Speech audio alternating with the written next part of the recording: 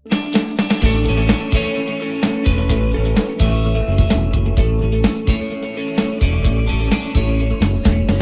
days shall you labor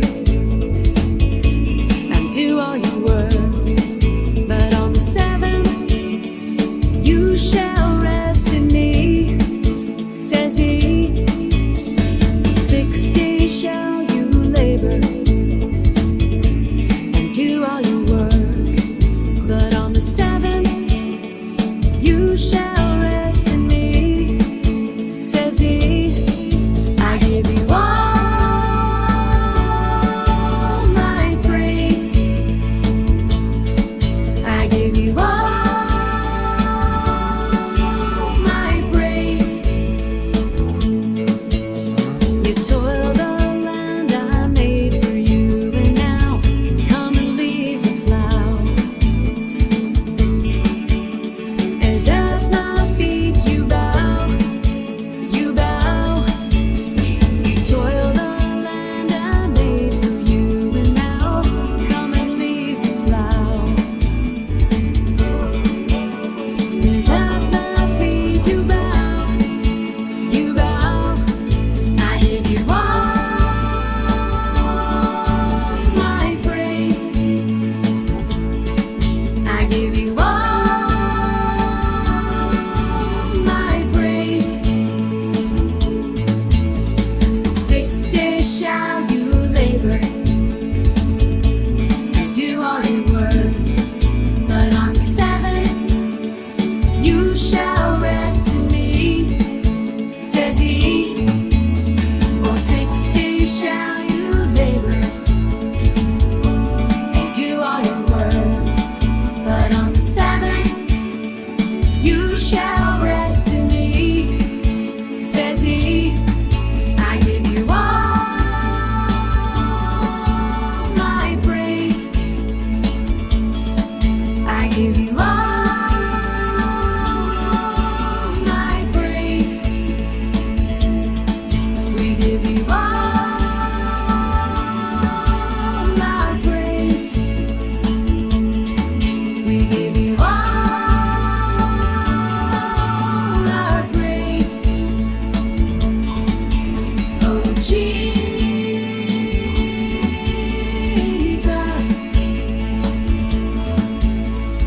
Jesus.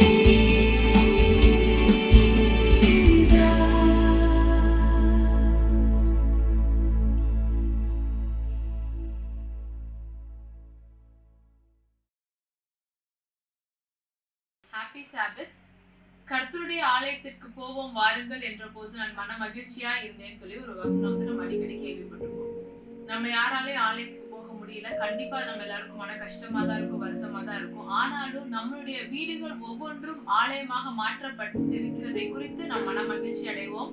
கடவுள் நம்மளுடைய வீடான ஆலயத்துல இருந்து நாம் அவரை குறித்து தியானிப்போம். கண்டிப்பாக இந்த நேரத்துல நாம் நிறைய காரியங்களை கடவுளை குறித்து கேட்க போறோம். நம்மளோட முழு சிந்தையோட கேட்போம். உலக பிரகாரமான காரியங்களை ஒதுக்கி வச்சுட்டு தேவனோடு சேர்ந்து நம்ம நேரத்தை செலவழிப்போம்.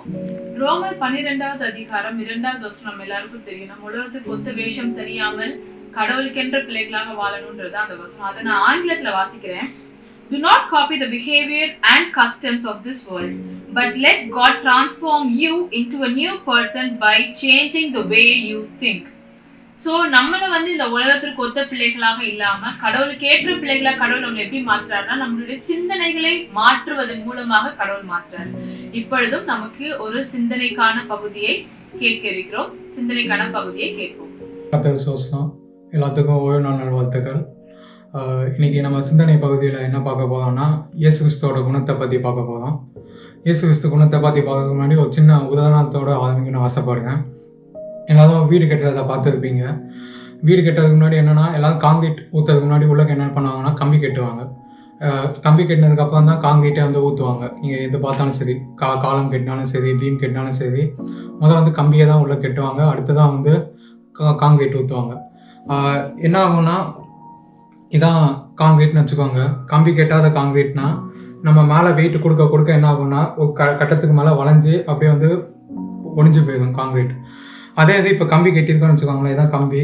இப்போ கம்பி உள்ளக்க இருக்க காங்கிரீட் ஃபுல்லானா அந்த கம்பி மேலே அழுத்தத்தை தாங்கும் போது கம்பி வந்து எல்லா அழுத்தத்தையும் தாங்கிக்கும் கான்கிரீட் கொடுக்கறதுக்கு முன்னாடி. அதனால கான்கிரீட்டை வளையாது, கான்கிரீட்டும் ஒரு சம நிலையில் இருக்கும். இது வந்து நம்ம எப்படி ஆவிக்குரிய ரீதியாக பார்க்கலாம்னா, நம்ம தான் அந்த கான்கிரீட் மாதிரி. நம்ம அநேக நேரத்தில் நமக்கு அதாவது உபத்திரத்தினாலும் சரி அழுத்தத்தினாலும் சரி நம்ம வந்து சோர்ந்து போய் கிறிஸ்துவ வாழ்க்கையில் வந்து நம்ம ஒடிந்து போயதை நம்ம பார்க்கோம். ஆனால் அந்த கம்பி யாருன்னா இயேசு கிறிஸ்து தான்.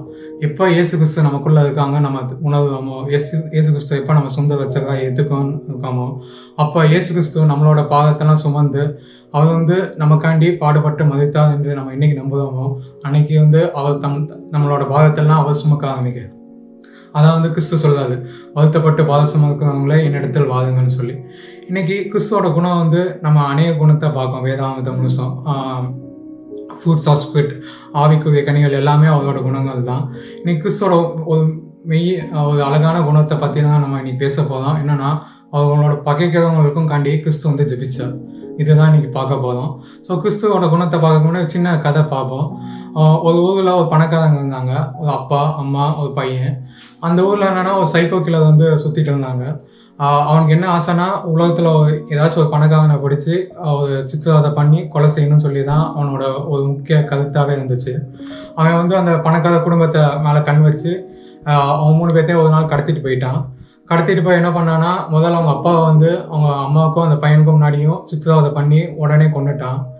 அடுத்து ஒரு வாரம் கழிச்சு அந்த பையனை என்ன பண்ணான்னா, அதே போல அவங்க அம்மா கண்ணுக்கு முன்னாடி சித்திரவதை பண்ணி கண்ணுக்கு முன்னாடியே கொண்டுட்டான். அடுத்து என்ன பண்ணான்னா, உங்கள் அம்மா வந்து உடனே அவனை கொல்லணும்னு ஆசை இல்லை, உங்கள் அப்பாவும் அந்த பையனை இறந்து போயிட்டாங்க. ஆனால் இந்த அம்மாவை மட்டும் அவன் என்னன்னா 20 வருஷமாக வந்து சித்திரவதை செஞ்சு இன்னும் கொலை பண்ணாமல் அநேக உபத்திரங்கள் கொடுத்துட்டே இருந்தான். அந்த அம்மாவுக்கு என்ன பண்ணன்னு தெரியல. ஆனால் அனுதினமும் அவங்க வந்து கிறிஸ்து கிட்ட ஜெபம் பண்ணிகிட்டே இருப்பாங்களாம். என்ன ஜெபம் பண்ணுவாங்கன்னு எனக்கு தெரியாது. ஆனால் அந்த சைக்கோ வந்து பார்த்துட்டே இருப்பான். அனுதினமும் அவங்க வந்து முழங்கால் போட்டு ஜெபம் பண்ணிகிட்டே இருப்பாங்க. ஆனால் ஒரு நாள் வந்து போலீஸ் வந்து இந்த சைக்கோ கில்லரை பிடிச்சிட்டு போயிடுறாங்க. இந்த விஷயம் எல்லாத்துக்கும் தெரிய வருது. கோர்ட்டில் இந்த கேஸ் நடந்துட்டு இருக்கு. ஆனால் அந்த அம்மா வந்து என்ன சொல்கிறாங்கன்னா, கோர்ட்டில் அந்த திருடனை விட்டுருங்க, அவன் மேலே எந்த தப்பும் இல்லை, அவன் எங்களை சித்திரவதை பண்ணலன்னு சொல்லி பொய் சொல்லிடுறாங்க. பொய் சொன்னதுக்கப்புறம் அந்த திருடன் வந்து வெளில வரலாம். அந்த அம்மா வந்து அந்த சைக்கோ கில்லர் கிட்ட சொல்கிறாங்க, எனக்கு வந்து யாருமே இந்த உலகத்தில் இல்லை, என் சொந்தக்காரங்க இருந்தது ஒன்று என் பையன் என் ஹஸ்பண்டு தான், 2 பேரும் இறந்து போயிட்டாங்க.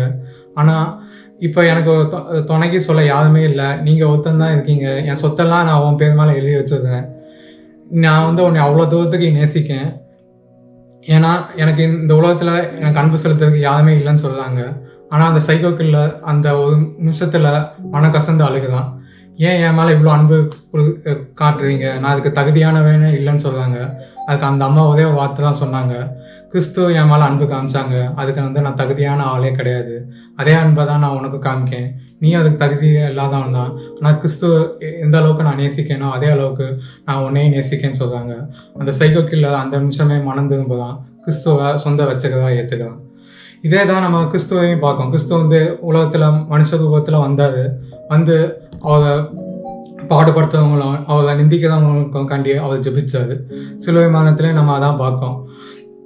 கிறிஸ்துவை வந்து அநேக பேர் சித்திரவதம் பண்ணாங்க, கொடுமைப்படுத்துனாங்க. ஆனால் அவர் சிலுவையில் என்ன சொன்னார், பிதாவே தாங்கள் என்ன செய்வதுன்னு தெரியாமல் இருக்காங்கன்னு சொல்லி அந்த யூதர்களை பார்த்து கடவுள் வந்து சிலுவையிலையும் அவங்களுக்காண்டி ஜெபிச்சதை பார்த்தோம். கிறிஸ்து இதை தான் மலை பிரசங்கத்தில் நம்மகிட்ட சொல்கிறாங்க. மத்தேயு 5:44 உங்களை நிந்திக்கிறவர்களுக்கும் உங்களை துன்பப்படுத்துவதற்காண்டி என்ன பண்ணணும், நம்ம ஜெபம் தான் செய்யணும். கடவுள் வந்து மத்தேயு 24 நிறைய அடையாளங்கள் சொல்லிட்டு, அதாவது உலகத்தில் அநேக கொள்ளை நோய்கள், அநேக வாதைகள்லாம் வரும், உலக நிலநடுக்கங்கள்லாம் வரும். அதுக்கப்புறம் என்ன ஆகும்னா, இப்போ நம்ம அந்த சூழ்நிலையில தான் இருக்கோம். கொடிய நோய்கள், நம்ம கொடிய வாதைகள்னால நம்ம உலகம் முழுசும் பாதிக்கப்பட்டிருக்கோம். இதுக்கப்புறம் என்ன ஆக போகுதுன்னா, மத்தேயு 24:9 சொல்லுவாங்க, என் நாமத்து நிமித்தம் உங்களால் எல்லா உலக மக்களும் பகைப்பாங்க. இனிமேல் அதை கூடி சீக்கிரம் நடக்க போகுது. நம்ம என்ன பண்ணணும், இந்த வாரம் நம்ம என்ன யோசிக்கணும்னா, நம்மளை நிந்திக்கிறவங்களும் நம்மளை துன்பப்படுத்துவங்களுக்காண்டி நம்ம என்ன செய்யணும், ஜெபம் பண்ணணும். கடவுள் வந்து ஜெபம் பண்ணால் என்ன வாக்குத்தத்தமோ அதே மலை பிரசங்கத்தில் சொல்லியிருக்காங்க. மத்தேயு 5:11 இருக்கு, வாசிப்போம். என்னன்னா, இந்த மற்றவங்களுக்காண்டி ஜெபிக்கிறவங்க, அவங்கள நிந்திக்கிறவங்க, அவங்கள துன்பப்படுத்துவதற்காண்டி ஜெபிக்கிறவங்களுக்காண்டி கடவுள் என்ன சொல்லியிருக்காங்கன்னா, அவங்க யாருன்னா அவங்க பாக்கியவான்கள், அவங்களுக்கு பரலோகத்தில் பெரிய பிளெஸிங் இருக்குது. இன்றைக்கி நீங்களும் நானும் பாக்கியவான்களாக இருக்கோமா, நம்மளை நிந்திக்கிறவங்களும் நம்மளை துன்பப்படுத்துவதற்காண்டி நம்ம ஜெபிப்போமா. இந்த வாரம் முழுவதும் நம்ம இதை பார்த்து யோசிப்போம். நம்மளை துன்பப்படுறவங்களுக்காண்டியும் நம்மளை கஷ்டப்படுத்துறவங்களுக்காண்டியும் நம்மளோட எனிமீஸ்காண்டியும் நம்ம ஜெபிக்கோமா. இதை நம்ம அனுதினமும் யோசித்து கடலுக்குள்ளே இன்னும் வளர்ச்சி அடைவோம். ஆமென்.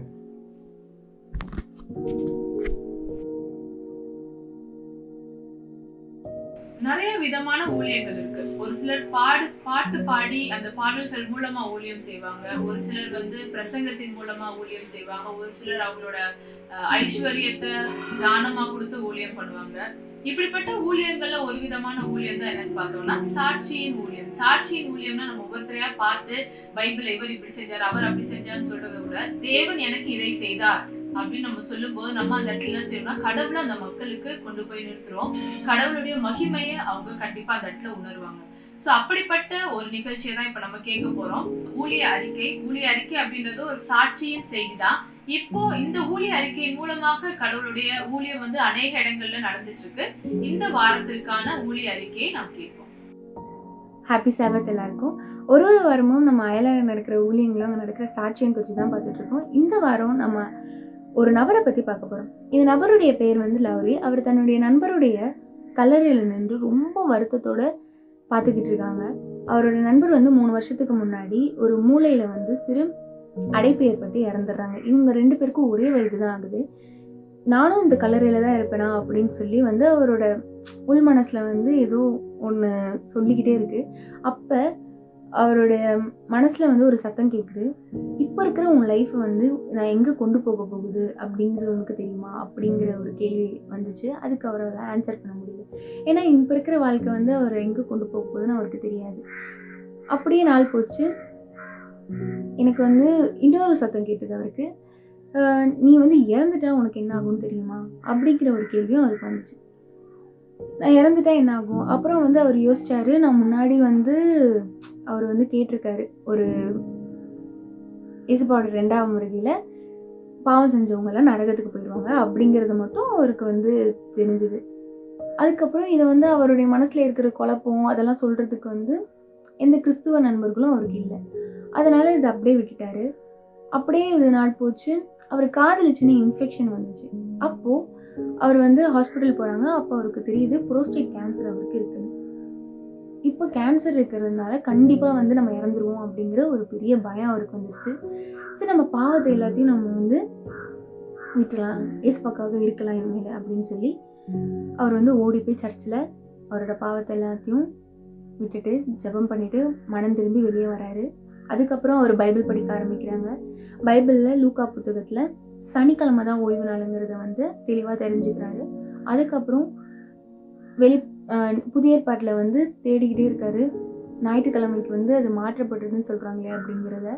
ஆனால் அது ஞாயிற்றுக்கிழமைக்கு மாற்றப்பட்டது நான் எங்கேயுமே அவரால் படிக்க முடியல. 3 முறை அவர் படிச்சுட்டாரு புதிய ஏற்பாட்டை. அப்பயும் அவரால் கண்டுபிடிக்க முடியல. இதனால தெளிவாக அவர் தெரிஞ்சுக்கிறாரு செவன்த் டே அட்வென்டிஸ்ட் தான் உண்மையான சபை அப்படிங்கிறது. அப்புறம் அவருக்கு மீட்டிங் நடக்கிறது செவன்த் டே அட்வென்டிஸ்ட் சர்ச்சில் அப்படின்றது தெரிஞ்சு அங்கே போய் அவர் சேர்ந்துக்கிறாரு. அங்கே போய் அவரும் எல்லாத்தையும் நிறைய இயேசுவை பற்றி கற்றுக்குறாங்க. இப்படி அவர் கடலுக்குள்ளே இருக்கிறது அவங்களுடைய மனைவிக்கு சுத்தமாக ஏற்றுக்க முடியல. அதனால அவங்களுக்கு விவாகரத்து பண்ணிடுறாங்க. கொஞ்ச நாள் கழிச்சு இவர் அந்த சர்ச்சில் இருக்கிற ஒரு பெண்மணியை திருமணம் செஞ்சுக்கிறாங்க. இவங்க 2 பேருக்கும் இயேசுவை பற்றி எல்லாருக்கிட்டையும் சொல்லணும், ஊழியம் பண்ணணும்னு ஆசை. அதனால அவங்களோட சொந்த ஊரான லத்திக்கு வராங்க. இந்த சொந்த ஊரில் அவங்க இருக்கிற மக்கள் ஃப்ரெண்ட்ஸ் கம்யூனிட்டியை சார்ந்தவங்க. அப்போது இவங்கெல்லாம் ஓடிக்கிட்டே இருப்பாங்க அவங்களோட வேலையில். அவங்க இன்னும் நிதானமாக கவனிக்கணும், இயேசுவை பற்றி தெரிஞ்சுக்கணும் அப்படிங்கிற ஆர்வம்லாம் இருக்காது இவங்களுக்கு. எல்லாருமே சுயநலமாக இருப்பாங்க, யாரையும் நம்ப மாட்டாங்க. அப்படி இருக்கிறப்ப இவங்களால சொல்லவும் முடியல. ஸோ நம்ம என்ன பண்ணலாம், சண்டே சர்ச்சுக்கு முன்னாடி ஒரு ஃபுட் பேண்ட்ரி ஓப்பன் பண்ணலாம், ஒரு உணவு சரக்கரை. அதை ஓப்பன் பண்ணிட்டோன்னா வர்றவங்களுக்கு நம்ம சொல்லலாம் அப்படின்னு சொல்லிட்டு ஸ்டார்ட் பண்ணாங்க. ஆரம்பத்தில் கொஞ்சம் பேர் தான் வந்தாங்க, கட்டட தொழிலாளர்கள் அந்த மாதிரி முதியவர்கள்லாம் வந்தாங்க. அதே மாதிரி வர வர ஆரம்பித்து இப்போ 5 வருஷம் ஆயிடுச்சு. நிறைய பேர் வர ஆரம்பித்தாங்க. எல்லோரும் இயேசுவை பற்றி தெரிஞ்சுக்கிட்டாங்க. 100 பேர்கிட்ட இயேசுவை பற்றி தெரிஞ்சுக்கிட்டாங்க. சில பேர் பேப்டிசமும் எடுத்தாங்க. இப்படி அவருடைய வாழ்க்கையை மாறிச்சு.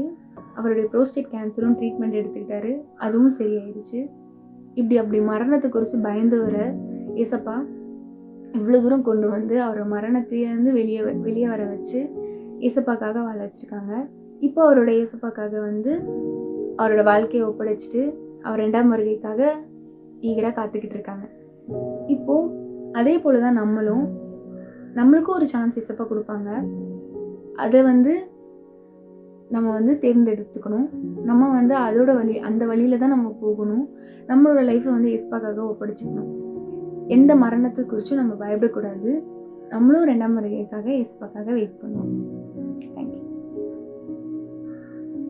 சாட்சியின் மூலமாகவும் நம்மளுடைய சிந்தனை எப்படி இருக்கணும்ன்ற செய்திகள் நம்ம கற்றுக்கொண்டோம். இப்பொழுது நம்ம வேதத்தை குறித்து அறிய வேண்டிய நேரம். இந்த காலாண்டிற்கான பாடங்கள் ஒவ்வொன்றும் நம்மளுடைய கையில் இருக்கக்கூடிய இந்த வேதாகமத்தை பத்தியே நம்ம படிக்க போறோம். நாம் இப்பொழுது நம்மளுடைய ஓய்வு நாள் பள்ளி பாடத்தை படிக்க கடந்து செல்வோம். எல்லாருக்கும் ஹாப்பி சாபத். ஓய்வு நாள் வாழ்த்துக்களை தெரிவித்துக் கொள்கிறேன். இந்த கொரோனா வைரஸ் மூலமா நம்ம அநேக பேருக்கு புத்தகம் கையில் வந்திருக்காது. அநேகமாக யாருக்கும் வந்திருக்காதுன்னு தான் நான் நினைக்கிறேன். ஆனால் போதர்கள் அவர்களால் முடிந்ததை செய்தார்கள். இன்டர்நெட் மூலயமா, வாட்ஸ்அப் மூலயமா இந்த சபை ஸ்கூல் மெட்டீரியல்ஸ் எல்லாத்தையும் வந்து சபை அங்கத்தினர்களுக்கு முடிந்த அளவுக்கு அனுப்புகிறார்கள். வாசிச்சிருப்பீங்க அப்படின்றத நான் நம்புகிறேன், விசுவாசிக்கிறேன். எப்பவுமே வந்து நம்ம பாடத்தை வந்து வாரம் முழுசுக்கும் வாசிக்கணும். திங்கள்னா திங்கள் பாடத்தை வாசிக்கணும், செவ்வாய்னா செவ்வாய் பாடத்தை வாசிக்கணும். அப்படி அதுக்காக தான் அப்படி திங்கள் செவ்வாய்னு பிரித்து கொடுத்துருக்குறாங்க. அநேக நேரத்தில் ஒன்று நம்ம சர்ச்சில் தான் வந்து அதை தரப்போம், சரி எல்லாம் சொல்கிறத அப்படியே கேட்டுட்டு ஓகே நல்லது அப்படின்னு போவோம். அப்படி இல்லைன்னா இப்போது சமீப காலங்களில் நம்மளுடைய சபை நிர்வாகமும் சரி, நம்ம ஹோப் சேனல், அதுக்கப்புறம் சேனல், நம்ம சபை சார்ந்த யூடியூப் சேனல்ஸ்லாம் சரி, பாடம் வந்து ரிலீஸ் பண்ணுறாங்க. அதில் வந்து தெளிவாக எடுக்கிறாங்க. வாரம் ஃபுல்லாக வாசிக்கிட்டு விட்டு வெள்ளிக்கிழமை சாயங்காலம் டிவி பார்க்க முடியாது. அதனால் அந்த சமய நேரத்தில் இந்த மாதிரி வீடியோஸை பார்த்துட்டு நம்ம போயிடும். அது சரியான ஒரு அப்ரோச்சும் கிடையாது. அதனால் நான் பாடத்தை எடுக்கும்போது பாடத்தின் சுருக்கங்களை மட்டும்தான் நான் விளக்குவேன், அதை சொல்லுவேன். உங்களுக்கு ஏதேனும் சந்தேகம் இருந்தால் நீங்கள் ஜெபத்தோடு பாடத்தை வாசித்து அதை இன்னும் ஆழமாக தியானியுங்கள், கற்றுக்கொள்ளுங்கள். இந்த காலாண்டு நாம் வேதாகமத்தை குறித்து படித்து கொண்டு வருகிறோம். இந்த வார பாடத்தின் தலைப்பு ஏன் விளக்கம் தேவை. இந்த வார பாடத்தின் மனன வசனத்தை இப்பொழுது நாம் வாசிப்போம். எபிரேயர் 11:6. விசுவாசம் இல்லாமல் தேவனுக்கு பிரியமாயிருப்பது கூடாத காரியம். ஏனென்றால் தேவனிடத்தில் சேருகிறவன் அவர் உண்டென்றும் அவர் தம்மை தேடுவதற்கு பலன் அளிக்கிறவர் என்றும் விசுவாசிக்க வேண்டும். எபிரேயர் 11:6. இந்த வார பாடத்திற்குள் செல்வதற்கு முன்பாக நாம் அனைவரும் ஜெபம் செய்வோம். மக உன்னதங்கள் வாசம் செய்கிற அன்புள்ள ஆண்டவரே, இந்த வேள்வம் நோக்கி அப்பா பிதாவே என்று கூப்பிடுகிறோம். வேதத்தின் அதிசயங்களை காண்பதற்கு எங்கள் மனக்கண்கள் இனி திறந்து அருள்வோம். இதை நாங்கள் வாசிப்பது மட்டும் இல்லாமல் இதில் இருக்கிற கருத்துக்களை எங்கள் வாழ்க்கையில் அபியாசிக்க நீ கிருபை தாரும். வசனம் காற்றோடு காற்றாக போகாமல் எங்கள் மனதில் தங்கி தாபரிக்க நீர் எங்களுக்கு வழிநடத்தும். ஆசீர்வாதத்தையும் பலப்படுத்தும். அறிவும் ஞானத்தையும் புத்தியும் தாரும். இயேசுவின் நாமத்தையும் தாழ்மை கேட்டுக்கொள்கிறேன். ஆமென். ஏன் விளக்கம் தேவை? ரொம்ப நாளைக்கு முன்னாடி ஒரு ஞாயிற்றுக்கிழமை சபைக்கு போனது. நம்ம சபைக்கும் மிச்ச சபைக்கும் இருக்கிற வேறுபாடுகளை காண்பதற்கு நான் சில சமயம் வேறு சபைகளுக்கு போகுது. அந்த மாதிரி ஒரு ஞாயிற்றுக்கிழமை சபைக்கு போகும்போது ஆராதனையெல்லாம் முடிந்த பின்பு வரும்போது அங்கே ஒரு புக் ஸ்டால் போட்டிருந்தாங்க.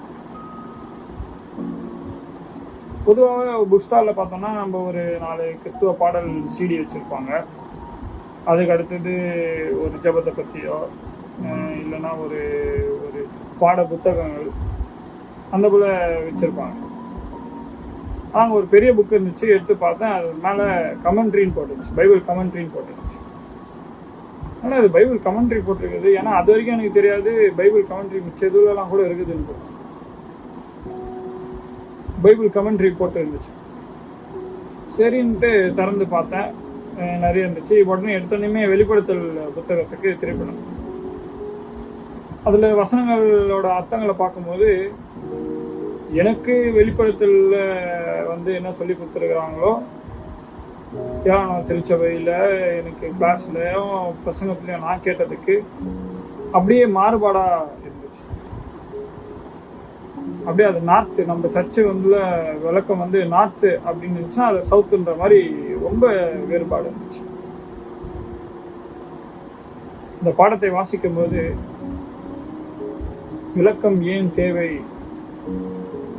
அப்படின்னு நம்ம இந்த சம்பவத்தை வந்து புரிஞ்சுக்கணும்.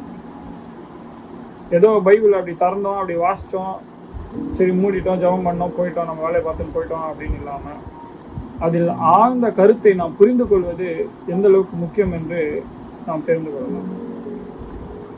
அநேக மக்கள் அந்த கமெண்ட்ரி இப்போ வாங்கி வாசிச்சிருந்தாங்கன்னா அவங்களுக்கு அந்த விளக்கத்தை அவங்க பார்த்துருந்தாங்கன்னா தவறான புரிதலை தான் அவங்களுக்கு கிடைச்சிருக்கும். நம்மளுடைய தவறான புரிதல்கள், தவறான விளக்கத்தை நாம் எடுத்துக்கொள்ளும் போது நம்முடைய ஆவிக்குரிய வாழ்க்கையை அது பெருமளவு பாதிக்க முற்படுகிறது.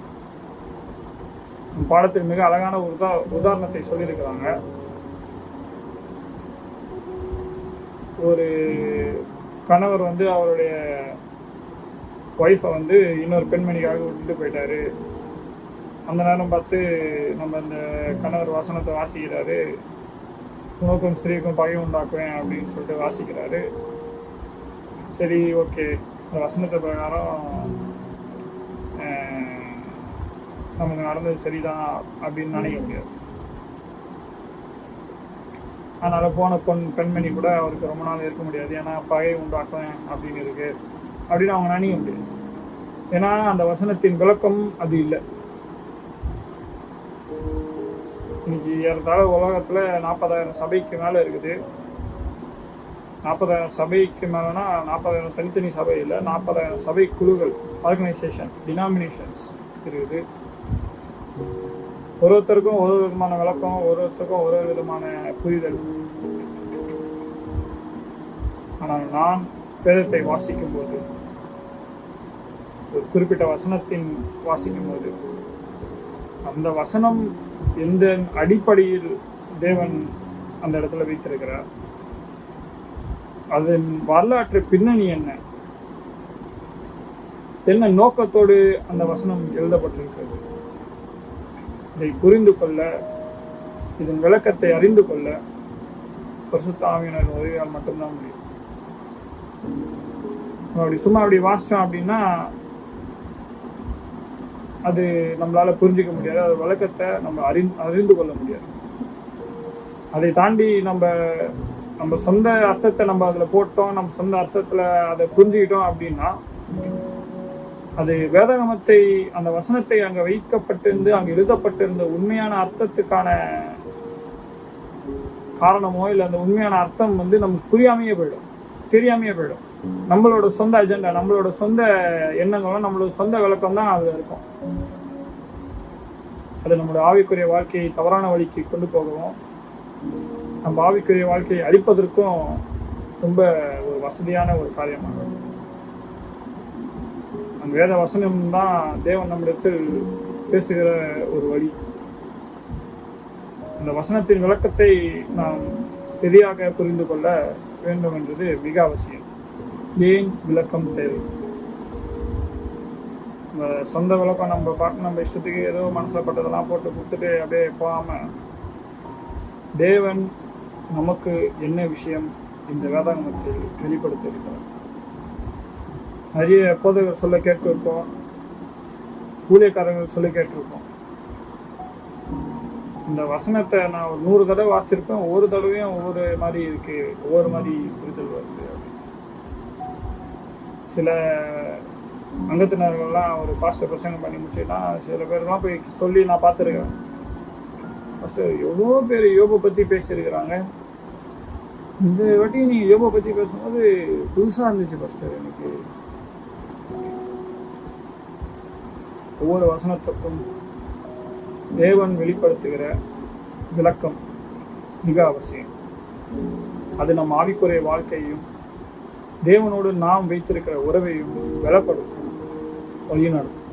முதலாம் தலைப்பு முன் அபிப்பிராயங்கள், ப்ரீ சப்போசிஷன்ஸ். பாடம் நமக்கு சொல்லுது,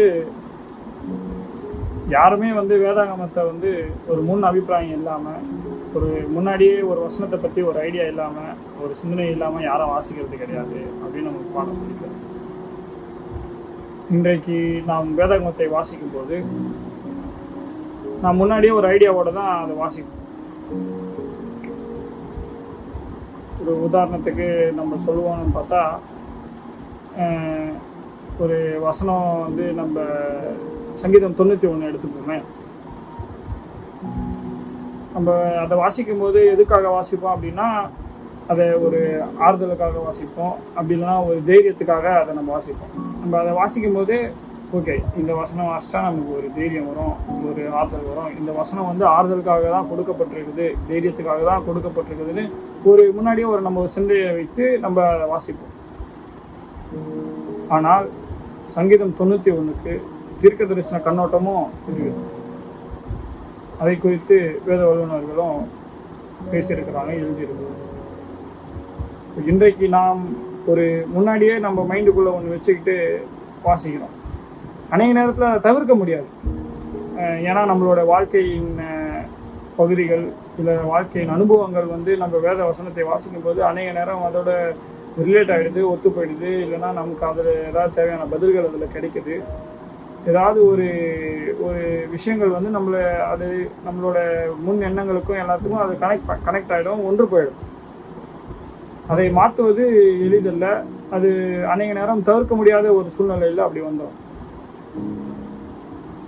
அப்போது நான் முன் அபிப்பிராயத்தோட வேதகத்தை வாசிக்கணும்னா கரெக்டா தப்பா அப்படின்னு நம்ம கேட்டோம்னா, முன் அபிப்பிராயத்தோட வேதாகமத்தை வாசிப்பது தவறல்ல. ஆனால் அந்த அபிப்பிராயங்களுக்கு முரண்பாடாக வேதாவசனம் போகுமானால் அதை மாற்றிக்கொள்வதற்கு நீங்களும் நானும் தயாராக இருக்கிறோம். நம் வேதவசனத்தை வாசிப்பதற்கு முன்பாக, தேவனே இந்த வசனத்தின் உண்மை விளக்கத்தை நீர் எனக்கு வெளிப்படுத்தும் அப்படின்னு சொன்னோம்.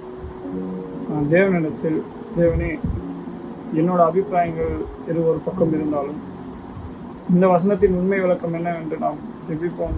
ஆனால் தேவன் நமக்கு உண்மையான விளக்கத்தை தருவார். இந்த விளக்கம் நம் வாழ்க்கையை மாற்றுவதற்கு ஏதுவாக. தேவ வசனத்தின் வல்லமை எவ்வளோ பெரியது அப்படின்றது விவரிக்க முடியாது. 1000 காலங்களாக இந்த வேதவசனம் இருந்து கொண்டு வருகிறது.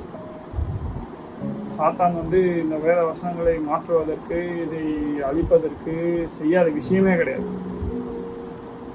இருப்பினும் தேவன் இதை நம் கையில் இன்றைக்கு கொடுத்திருக்கிறார் என்றால், இதன் மூலியமாக நம் வாழ்க்கையில் நன்மை பெறவும்,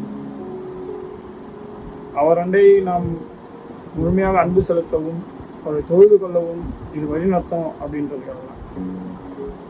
நாம் ஒரு முன் சிந்தையோட, முன் அபிப்பிராயத்தோட போனோம் அப்படின்னா, அதை மாற்றுவதற்கு மனதில்லாமல், ஒரு திறந்த மனதில்லாமல் சிந்தையோடு நம் வேதாகமத்தை வாசிப்போமானால் இது மிக சிரமமாக இருக்கும். அநேக பேரை நான் சந்திச்சிருக்கிறேன். என்னோட நண்பர்கள் இருக்கிறாங்க, கத்தோலிக்க சபையை சேர்ந்த நண்பர்கள் இருக்கிறாங்க, இன்னும் சில பேர்லாம் இருக்கிறாங்க. நல்லா நம்ம வசனம் தேவன் இந்த நாளில் மரித்தார், இந்த நாளில் உயிர் தெரிந்தார், சண்டே ஈஸ்டரு, இதை வச்சு என்னதான் முட்டி மோதி நம்ம பயங்கரமாக அந்த வசனத்தோட உண்மை அர்த்தம் இதுதான், இந்த வசனம் இதுதான் சொல்லுது, இதுதான் சொல்லுது, இதைதான் சொல்லுது அப்படின்னா ஒத்துக்கவே மாட்டாங்க. நம்ம வெளிப்படுத்தல இந்த முத்திரை அப்படின்னு வாசிப்போம். முத்திரைக்கு இன்னொரு அர்த்தம்னா அடையாளம். தேவனுக்கும் நமக்கு இருக்கும் அடையாளம் ஓய்வு நாள் அப்படின்றது வசனம் இருக்குது. இதை நம்ம எப்படி என்னதான் சொன்னாலும் ஒத்துக்கவே மாட்டாங்க. ஏன்னா அவங்களோட முன் சிந்தனை அப்படி, முன் அபிப்பிராயம் அப்படி. இதுக்கும் அதுக்கும் சம்மந்தமே இல்லை, ஓய்வு நாள் முடிஞ்சிடுச்சு, அது சிலுவையோட பழையெல்லாம் ஒழிஞ்சு போச்சு, எல்லாம் புதுசாயிடுச்சு அப்படின்றது ஒரு முடிவு எடுத்துட்டு அந்த முடிவு அபிப்பிராயத்தில் தான் இருப்பாங்க. அதை நாம் விளக்கணும்னாலும் அவங்க ஒத்துக்க மாட்டாங்க. இதுதான் விளக்கம் அப்படின்னா ஒத்துக்க மாட்டாங்க. நாம் அந்த இடத்தில் இருக்கக்கூடாது. வேத வசனத்தை தேவன் உண்மையாக நமக்கு வெளிப்படுத்தும் போது நம் முன் சிந்தனையில் நாம் வைத்திருப்பதை மாற்றம் ஏற்பட்டால், சூழ்நிலை வந்தால், நாம் அதை மாற்றிக்கொள்வதற்கு நம் மனதை திறந்து வைத்து வேதத்தை வாசிக்க வேண்டும். உண்மை விளக்கத்தை ஏற்றுக்கொள்ள நம் மனதை திறந்து வைத்து தேவனுக்கு ஒப்பு கொடுத்து நம் வேதத்தை வாசிக்க வேண்டும். அதில் இருக்கிற விளக்கத்தை புரிந்து கொள்ள முயற்சி செய்ய. அடுத்த தலைப்பு மொழிபெயர்ப்பும் விளக்கமும். இங்கிலீஷில் வந்து டிரான்ஸ்லேஷன் அண்ட் இன்டர்பிரிட்டேஷன் அப்படின்னு இருக்கு. இன்னைக்கு வேதாகமத்தை வந்து எத்தனை மொழிகளில் இருக்குது அப்படின்னு ஒரு கேள்வி கேட்டோம்னா, அக்டோபர் 2019 வரைக்கும் நம்மளோட கணக்கு எடுத்து பார்த்துருக்குறாங்க. 698 மொழிகளில் வேதாகமும் மொழிபெயர்க்கப்பட்டிருக்கு. அது மட்டும் இல்லாமல் புதிய ஏற்பாடு மட்டும் கூடுதலாக 1548 மொழிகள்லையும் சில குறிப்பிட்ட கதைகள், சில குறிப்பிட்ட ஒரு புத்தகங்கள், வேதாகமத்தில் இருக்கிற புத்தகங்கள், சங்கீதம், அந்த புத்தகங்கள் வந்து கூடுதலாக 1138 மொழிகளில் மொழிபெயர்க்கப்பட்டது. மொத்தமாக ஒரு கணக்கில் பார்த்தோம்னா 3384 மொழிகளில் மொழிபெயர்க்கப்பட்டது. வேதாகமத்தின் மூல மொழி அப்படி எதுன்னு பார்த்தோம்னா எபிரேய மொழி, கிரேக்க மொழி, அர்மாயக் அப்படின்ற மொழி. இந்த 3 மொழிகள் தான் வேதாகமத்தின் மூல மொழி. ஆனால் இன்றைக்கு கடவுளின் கிருபையினால் நம்மளுடைய சொந்த மொழி தமிழ் மொழியில் வாசிக்க முடியுது, இல்லை ஆங்கிலத்தில் வாசிக்க முடியுது, இல்லை நமக்கு வேறு ஏதாவது நம்ம தெலுங்கு வாசிக்கணும்னு நினச்சாலும் அதுலேயும் நம்மளால் வாசிக்க முடியுது. பல்வேறு மொழிகளில் மொழிபெயர்க்கப்பட்டிருக்கு. இந்த மொழிபெயர்ப்பது அப்படின்றது ஒரு தனி திறமை, தேவனுடைய ஒரு தனிப்பட்ட ஒரு ஆசீர்வாதம். ஏன்னா யார் நினச்சாலுமே வந்து அதை சும்மா மொழிபெயர்த்த முடியாது. ஏன்னா அது மூல மொழி தெரிஞ்சிருக்கணும். அந்த மூல மொழி தெரிஞ்சால் தான் அதோட ஒரு ஒழுங்கான ஒரு விளக்கத்தை வந்து புரிஞ்சிக்க முடியும். அந்த ஒழுங்கான விளக்கத்தை நம்மளோட அந்த சொந்த மொழியில் பெயர்க்கும் போது அதையே சரியாக செய்வதற்கு முற்பட முடியும். ஏன்னா வந்து சில சமயம் மூல மொழியில் இருக்கிற அதே வார்த்தை, ஒரு மொழியில் இருக்கிற வார்த்தை மூல மொழியை கூட விட்டுட்டோம்னு வச்சுக்கோங்க, ஒரு மொழியில் இருக்கிற அதே வார்த்தை வந்து இன்னொரு மொழியில் இருக்காது. அதுக்கு வேறு ஏதாவது ஒரு வார்த்தையாக இருக்கும், இல்லைனா அது கூட ஏதாவது சேர்த்து சொல்கிற மாதிரி இருக்கும், இல்லைனா இதில் இருக்கிற வார்த்தைக்கும் அதில் இருக்கிற வார்த்தைக்கும் ஒரே மாதிரி இருந்தாலும் அர்த்தங்கள் வேறு மாதிரி இருக்கும். அதனால் மொழிபெயர்ப்பதுன்றது மிக ஒரு கடினமான காரியம். இந்த மொழிபெயர்ப்பை வந்து என்ன சொல்கிறாங்கன்னா வேத ஆய்வியல் அப்படின்னு சொல்கிறாங்க. இங்கிலீஷில் வந்து ஹெர்மன்யூட்டிக்ஸ் அப்படின்றாங்க. இந்த மொழிபெயர்ப்பில் வந்து ஒரு சின்ன சிக்கல் இருக்குது. அப்படின்னா என்னென்னா, நமக்கு அநேக நேரத்தில் நம்மளால் வந்து எபிரேயர் வந்து வாசிக்க முடியாது, கிரீக் வாசிக்க முடியாது, அர்மையக்கெலாம் வாசிக்க முடியாது. ஏன்னா அதில் வந்து சிம்பிள் மாதிரி இருக்கும், நமக்கு தெரிஞ்சிருக்காது, அது எழுத்து மாதிரியே இருக்காது, சும்மா ஒரு இப்படி அப்படின்னு ஒரு கோடு மாதிரி தான் இருக்கும். இல்லைனா ரைட்லேருந்து லெஃப்டில் வாசிக்கிற மாதிரி இருக்கும். நம்ம பொதுவாக வந்து என்னென்னா லெஃப்ட்லேருந்து ரைட்டில் வாசி தான் நம்ம பழகிருப்போம். அதனால் இந்த மூல மொழியை தெரிஞ்சு அதுக்கப்புறம் அந்த வேதாகமத்தை நம்ம வாசிக்கிறது வந்து நடைமுறையில் வந்து அது சாத்தியமில்லாத காரியம். நமக்கு தெரிஞ்ச மொழிபெயர்ப்பு நமக்கு வர்றதுல தான் நம்ம வாசிக்க முடியும். அநேக நேரத்தில் எல்லா மொழிபெயர்ப்புகளும் அக்யூரேட்டாக இல்லைனா துல்லியமாக இருப்பதில்லை. சில சமயம் வந்து அர்த்தங்கள் மாற்றப்படுகிறது, இல்லைனா வார்த்தைகள் மாற்றப்படுறதுனால அந்த வார்த்தை மாறும்போது என்ன ஆகுதுன்னா நமக்கு அர்த்தமே விளக்கமே நம்ம வேறு ஏதாவது மாற்றி நினச்சிக்கிறோம். அப்படின்னா என்ன பண்ணலாம், அப்போது அந்த மூல மொழியை படித்தா தான் வேதாகமத்தை படிக்க முடியுமா அப்படின்றதெல்லாம் கிடையாது. நம்ம மூல மொழியை தெரியாவிட்டாலும் வேதத்தின் அடிப்படை உண்மைகளை புரிந்து கொள்வதற்கும் அறிந்து கொள்வதற்கும் மூல மொழி தேவையில்லை. நமக்கு மொழிபெயர்க்கப்பட்ட இருக்கிற மொழியே போதும். தமிழ் வேதாகமத்தை நம்ம வாசித்தோம் அப்படின்னா அடிப்படையான வேதத்தின் உண்மைகளை புரிந்து கொள்வதற்கு அவசியமானது போதுமானதாக இருக்குது. இங்கிலீஷை பார்த்தோன்னா இங்கிலீஷில் தான் வந்து பார்த்தோன்னா இப்போ கிங் ஜேம்ஸ் வெர்ஷன்வாங்க, நியூ இன்டர்நேஷ்னல் வெர்ஷன்வாங்க, அமெரிக்கன் ஸ்டாண்டர்ட் வெர்ஷன்வாங்க, பல வெர்ஷன்கள் இருக்குது. தமிழ்லேயும் வந்து வாசித்தோம் அப்படின்னா நமக்கு ஓரளவுக்கு நல்லாவே புரியும். நமக்கு தேவையான அர்த்தங்கள் வந்து அதில் இருக்குது. ஒரு சம்பவம் இங்கே நமக்கு பாடத்தில் குறிப்பிட்டிருக்கிறாங்க. மோசே முதலிய சகல தீர்க்கதரிசிகளும் எழுதின வேத வாக்கியங்கள் எல்லாவற்றிலும் தம்மை குறித்து சொல்லியவர்களை அவர்களுக்கு விவரித்து காண்பித்தார். நம் வசனத்தை வாசிக்க கேட்டும் தேவன் வந்து அவரோட சீடர்களுக்கு இந்த வசனத்தை விளக்குகிறார். அவரோட அந்த தீர்க்க தரிசனத்தை எல்லாத்தையும் விளக்குகிறார். மோசே காலத்திலேருந்து விளக்குகிறார். இந்த பழைய ஏற்பாடு வந்து பொதுவாக பார்த்தோன்னா நம்ம வந்து அநேக இடங்களில் வந்து எபிரேய மொழியில் தான் எழுதியிருக்கிறாங்க. இயேசு கிறிஸ்து அந்த இடத்தில் எபிரேய மொழியை தான் வந்து இன்னும் விளக்கி அர்மாயிக் மொழி வேத ஆய்வாளர்களும் சரி, வரலாற்று வல்லுநர்களும் சரி ஒற்றுக்கொள்கிற விஷயம் என்னவென்றால், ஒன்றாக சேர்ந்து ஒற்றுக்கொள்கிற விஷயம் என்னவென்றால், இயேசு கிறிஸ்துவும் சரி அவருடைய சீடர்களும் சரி யூதேய நாட்டு மக்கள் 1ஆம் நூற்றாண்டில் பொதுவாக பெரும்பாலாக பேசப்பட்ட மொழி அர்மாயிக் அப்படின்னு நம்புகிறாங்க. இயேசு கிறிஸ்து அர்மாயிக் மொழியை பேசுவாரானால், அவருடைய சீடர்கள் அதை பேசுவார்கள். அந்த நேரத்தில் அந்த மூல மொழியிலிருந்து சொந்த மொழியில் விளக்குவது ஒரு அவசியமானது தான். ஏன்னா வந்து சொந்த மொழியிலெல்லாம் இன்னும் நன்றாக தெளிவாக புரிந்து கொள்ள முடியும். அதன் அர்த்தத்தை அவர்கள் இன்னும் நல்லா ஆழ்ந்து அறிந்து கொள்ள முடியும். ஏன்னா இயேசு கிறிஸ்து பரமேறிய பின்பு இவர்கள் தான் தேவனுடைய வார்த்தையை கொண்டு போய் உலகமெங்கும் சேர்க்கப்படுகிறார். தேவன் அந்த இடத்தில் விளக்குகிறார். விளக்கத்தின் அவசியம் ஏன்? மொழி மாற்றுதல். மூல மொழியில் இருக்கிற அர்த்தத்தை நாம் துல்லியமாக புரிந்து கொள்வது தான் இந்த வேத ஆய்வுகளுடைய ஒரு முக்கிய நோக்கம். ஏன் அதை மாற்றுறாங்க, ஏன் இதை வந்து டிரான்ஸ்லேட் பண்ணுறாங்க, இன்டர்பிரேட் பண்ணுறாங்க, இதை மொழிபெயர்க்கிறாங்க, இதை விளக்குகிறாங்க அப்படின்னா அதை நாம் புரிந்து கொள்வதற்காக, நாம் தெளிவாக புரிந்து கொள்வதற்காக, இந்த மொழிபெயர்ப்பை நாம் தெளிவாக அறிந்து கொள்வதற்காக தான் இதை அவர்கள் செய்கிறார்கள். இதை நாம் எப்படி சிந்தித்து பார்க்க வேண்டும், இதை நாம் எப்படி வாசிக்கிறோம் அப்படின்றத நாம் சிந்தித்து பார்க்க வேண்டும். தேவன் நமக்கு நன்றாக புரியணும் அப்படின்றதுக்காக தான் நம்ம சொந்த மொழியில் நாம் வேதத்தை வாசிப்பதற்கு நமக்கு ஒரு பாக்கியத்தை தராரு, நமக்கு ஒரு ஆசீர்வாதத்தை தராரு.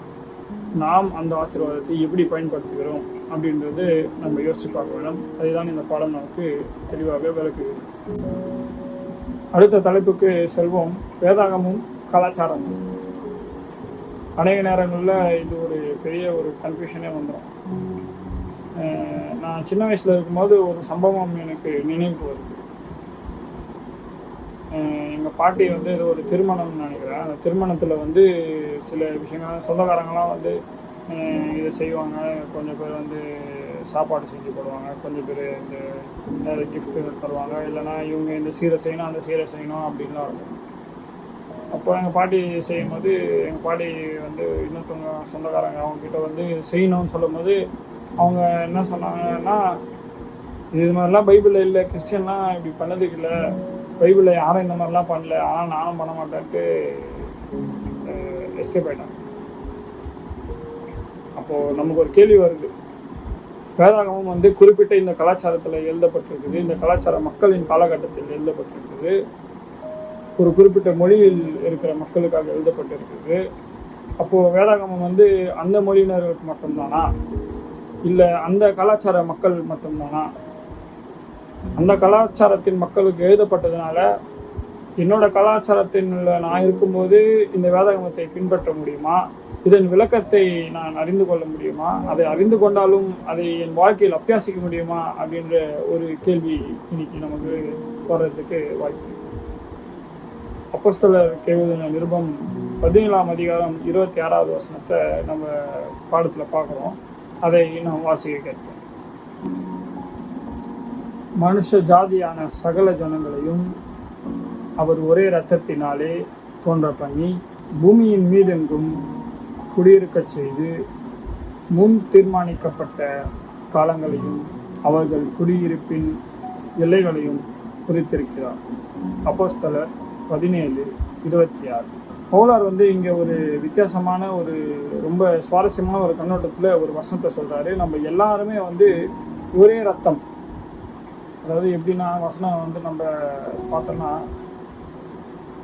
சகல ஜனங்களையும் அவர் ஒரே இரத்தத்தினாலே தோன்ற பண்ணி அப்படின்னு, ஒரே இரத்தத்தினாலே அப்படின்னு தோன்ற பண்ணி அப்படின்னு. அது எப்படி ஒரே இரத்தத்தினால தோன்ற பண்ண முடியும்? அப்போ வேதாகமம் வந்து இந்த மொழியினருக்கு மட்டும்தானா, இந்த கலாச்சாரத்தை சேர்ந்தவர்களுக்கு மட்டும்தானா அப்படின்ற ஒரு கேள்விக்கு பதில் வந்து இந்த வசனத்தில் இருக்கு. எல்லாரும் ஒரே ரத்தத்தில் இருக்கிறோம்.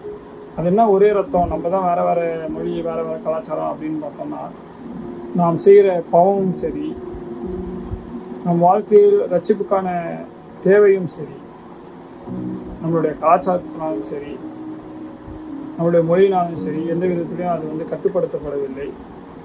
எந்த மொழியானாலும் சரி, எந்த கலாச்சாரத்தை நாம் பின்பற்றினாலும் சரி, நமக்கு இது பாவம், இது பாவம் இல்லை, இது தவறு, இது தவறில்லை, இதை செய்யலாம், தேவன் இதை விரும்புவார், இதை விரும்ப மாட்டார் அப்படின்னு சொல்றதுக்கு வந்து தேவ வசனம் பொதுவாக தான் இருக்கு. இந்த கலாச்சாரத்தில் இப்படி பண்ணால் மட்டும்தான் தப்பு, இந்த கலாச்சாரத்தில் இப்படி பண்ணால் தப்பு இல்லை அப்படின்லாம் ஆதாரப்படுறது இல்லை. அதை தான் நம்ம இங்கே தெளிவாக புரிந்து கொள்ள முடியும். நம்ம எல்லாரும் ஒரே ரத்தத்தினாலே தோன்றப்பட்டிருக்கிறோம். ஒரு குறிப்பிட்ட தலைமுறைக்கு மட்டும் தேவன் பேசவில்லை, வருங்கால தலைமுறையை கணக்கில் கொண்டுதான் தேவன் பேசியிருக்கிறார். அதனால் சூழ்நிலைகள் எல்லா கலாச்சாரத்தில் இருக்கிற மக்களுக்கும் எல்லா விதமான சூழ்நிலைகள். தேவன் கலாச்சாரத்தை வைத்து பேசாமல் தேவன் சூழ்நிலைகளை வைத்து பேசியிருக்கிறார். அந்த அடிப்படையில் தான் வேதாகமத்தின் வார்த்தைகளை தேவன் தோன்ற பண்ணியிருக்கிறார்.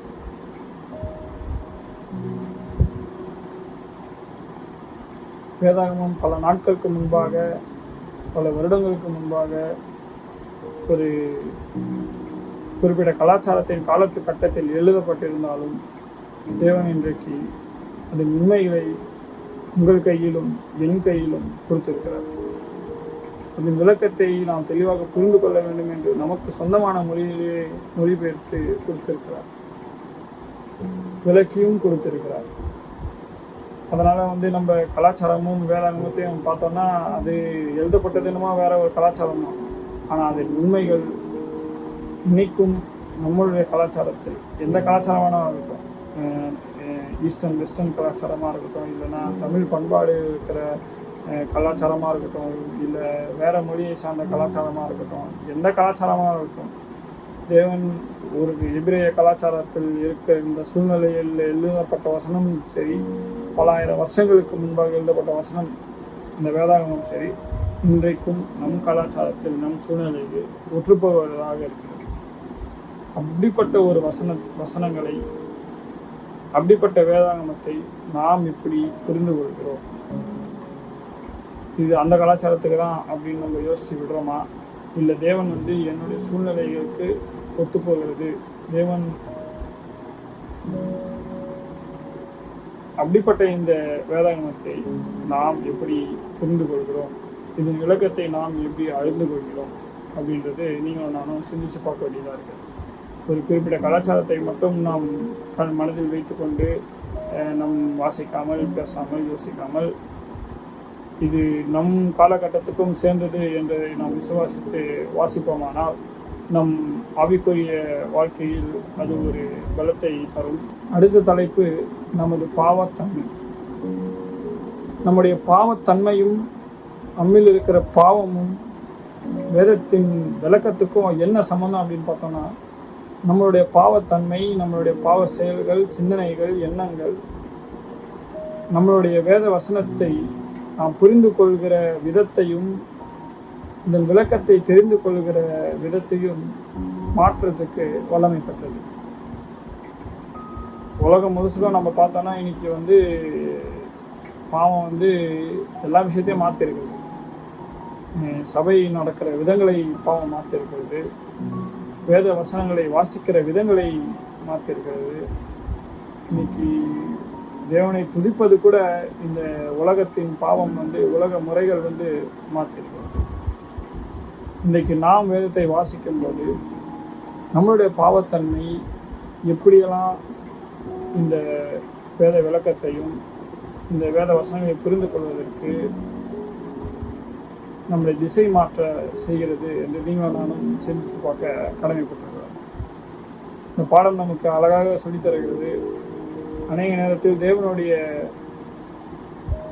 வசனங்கள் சொல்லித்தர உண்மைகளை புரிந்து கொள்ளாமல் போவதற்கும் அதிலிருந்து நம் கண்களை மறைக்கப்படுவதற்கும் நம்முடைய பாவங்கள் ஒரு முக்கிய காரணமாக இருக்கிறது. நம்மளுடைய பெருமை வந்து சில சமயம் நம்ம கடவுளுக்கு மேலே கூட நம்ம நினச்சிடுறோம். அது கூட வந்து வேதத்தின் ஒரு தெய்வீக தன்மையை குறைத்து விடுகிறது. வேதத்தின் ஆளுமையை நம் வாழ்க்கையில் நாம் குறைத்து விடுகிறோம்.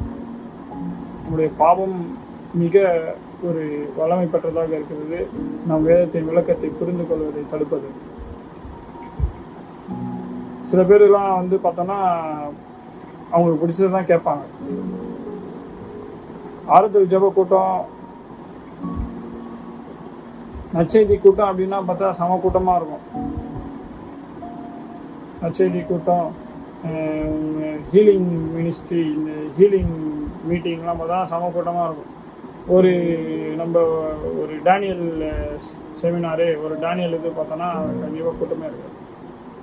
ரெவலேஷன் பற்றி, வெளிப்படுத்தலை பற்றி ஒரு கூட்டம் போட்டோன்னா அது கூட்டமே இருக்காது. உங்கள் பிரச்சனைலாம் தீர்றதுக்கு வந்து தேவன் ஏசப்பா இருக்கிறாரு ஒரு கூட்டம் போட்டோன்னா கூட்டம் அலமோதும். இன்றைக்கு மக்கள் வந்து அவர்களுக்கு என்ன தேவையோ, அவர்களுக்கு என்ன பிடிச்சிருக்கோ அதை மட்டும் கேட்கறதுக்கோ, அதை மட்டும் ஏற்றுக்கிறதுக்கோ ஒரு நிலைமையில தான் இருக்கிறாங்க. ஆனால் அது ஒரு பெரிய ஆபத்தான ஒரு சூழ்நிலை நம்மை கொண்டு போய்விடும். நம் பாவத்தின் தன்மையினால் அநேக நேரத்தில் நம்ம அப்படிப்பட்ட ஒரு இதுக்கு போயிடும். நமக்கு என்ன தேவையோ அதை வரைக்கும் கேட்டுட்டு அதுக்கப்புறம் போயிடும். அநேக நேரத்தில் வந்து சில பேர் வந்து சபைக்கு கூட வந்து ஓய்வு நாள் பள்ளி வரைக்கும் இருப்பாங்க, தெய்வீக ஆராதனைக்கு கழிச்சு போயிடுவாங்க. ஏன்னா தெய்வீக ஆராதனைக்கு மட்டும்தான் வந்துட்டு போயிடுவாங்க. என்ன அது மட்டும் போயிட்டு வந்துடலாம், அது மட்டும்தான் சரி, அது மட்டும் தானே அப்படின்ட்டு அநேக நேரத்தில் நமக்கு என்ன தேவையோ அதை மட்டும்தான் செய்கிறோம், கேட்கும். அப்படிப்பட்ட சூழ்நிலையில் வேதத்தின் உண்மையை விளக்கம் நமக்கு தெரியாமல் போயிடும், இல்லை புரியாமல் போயிடும்.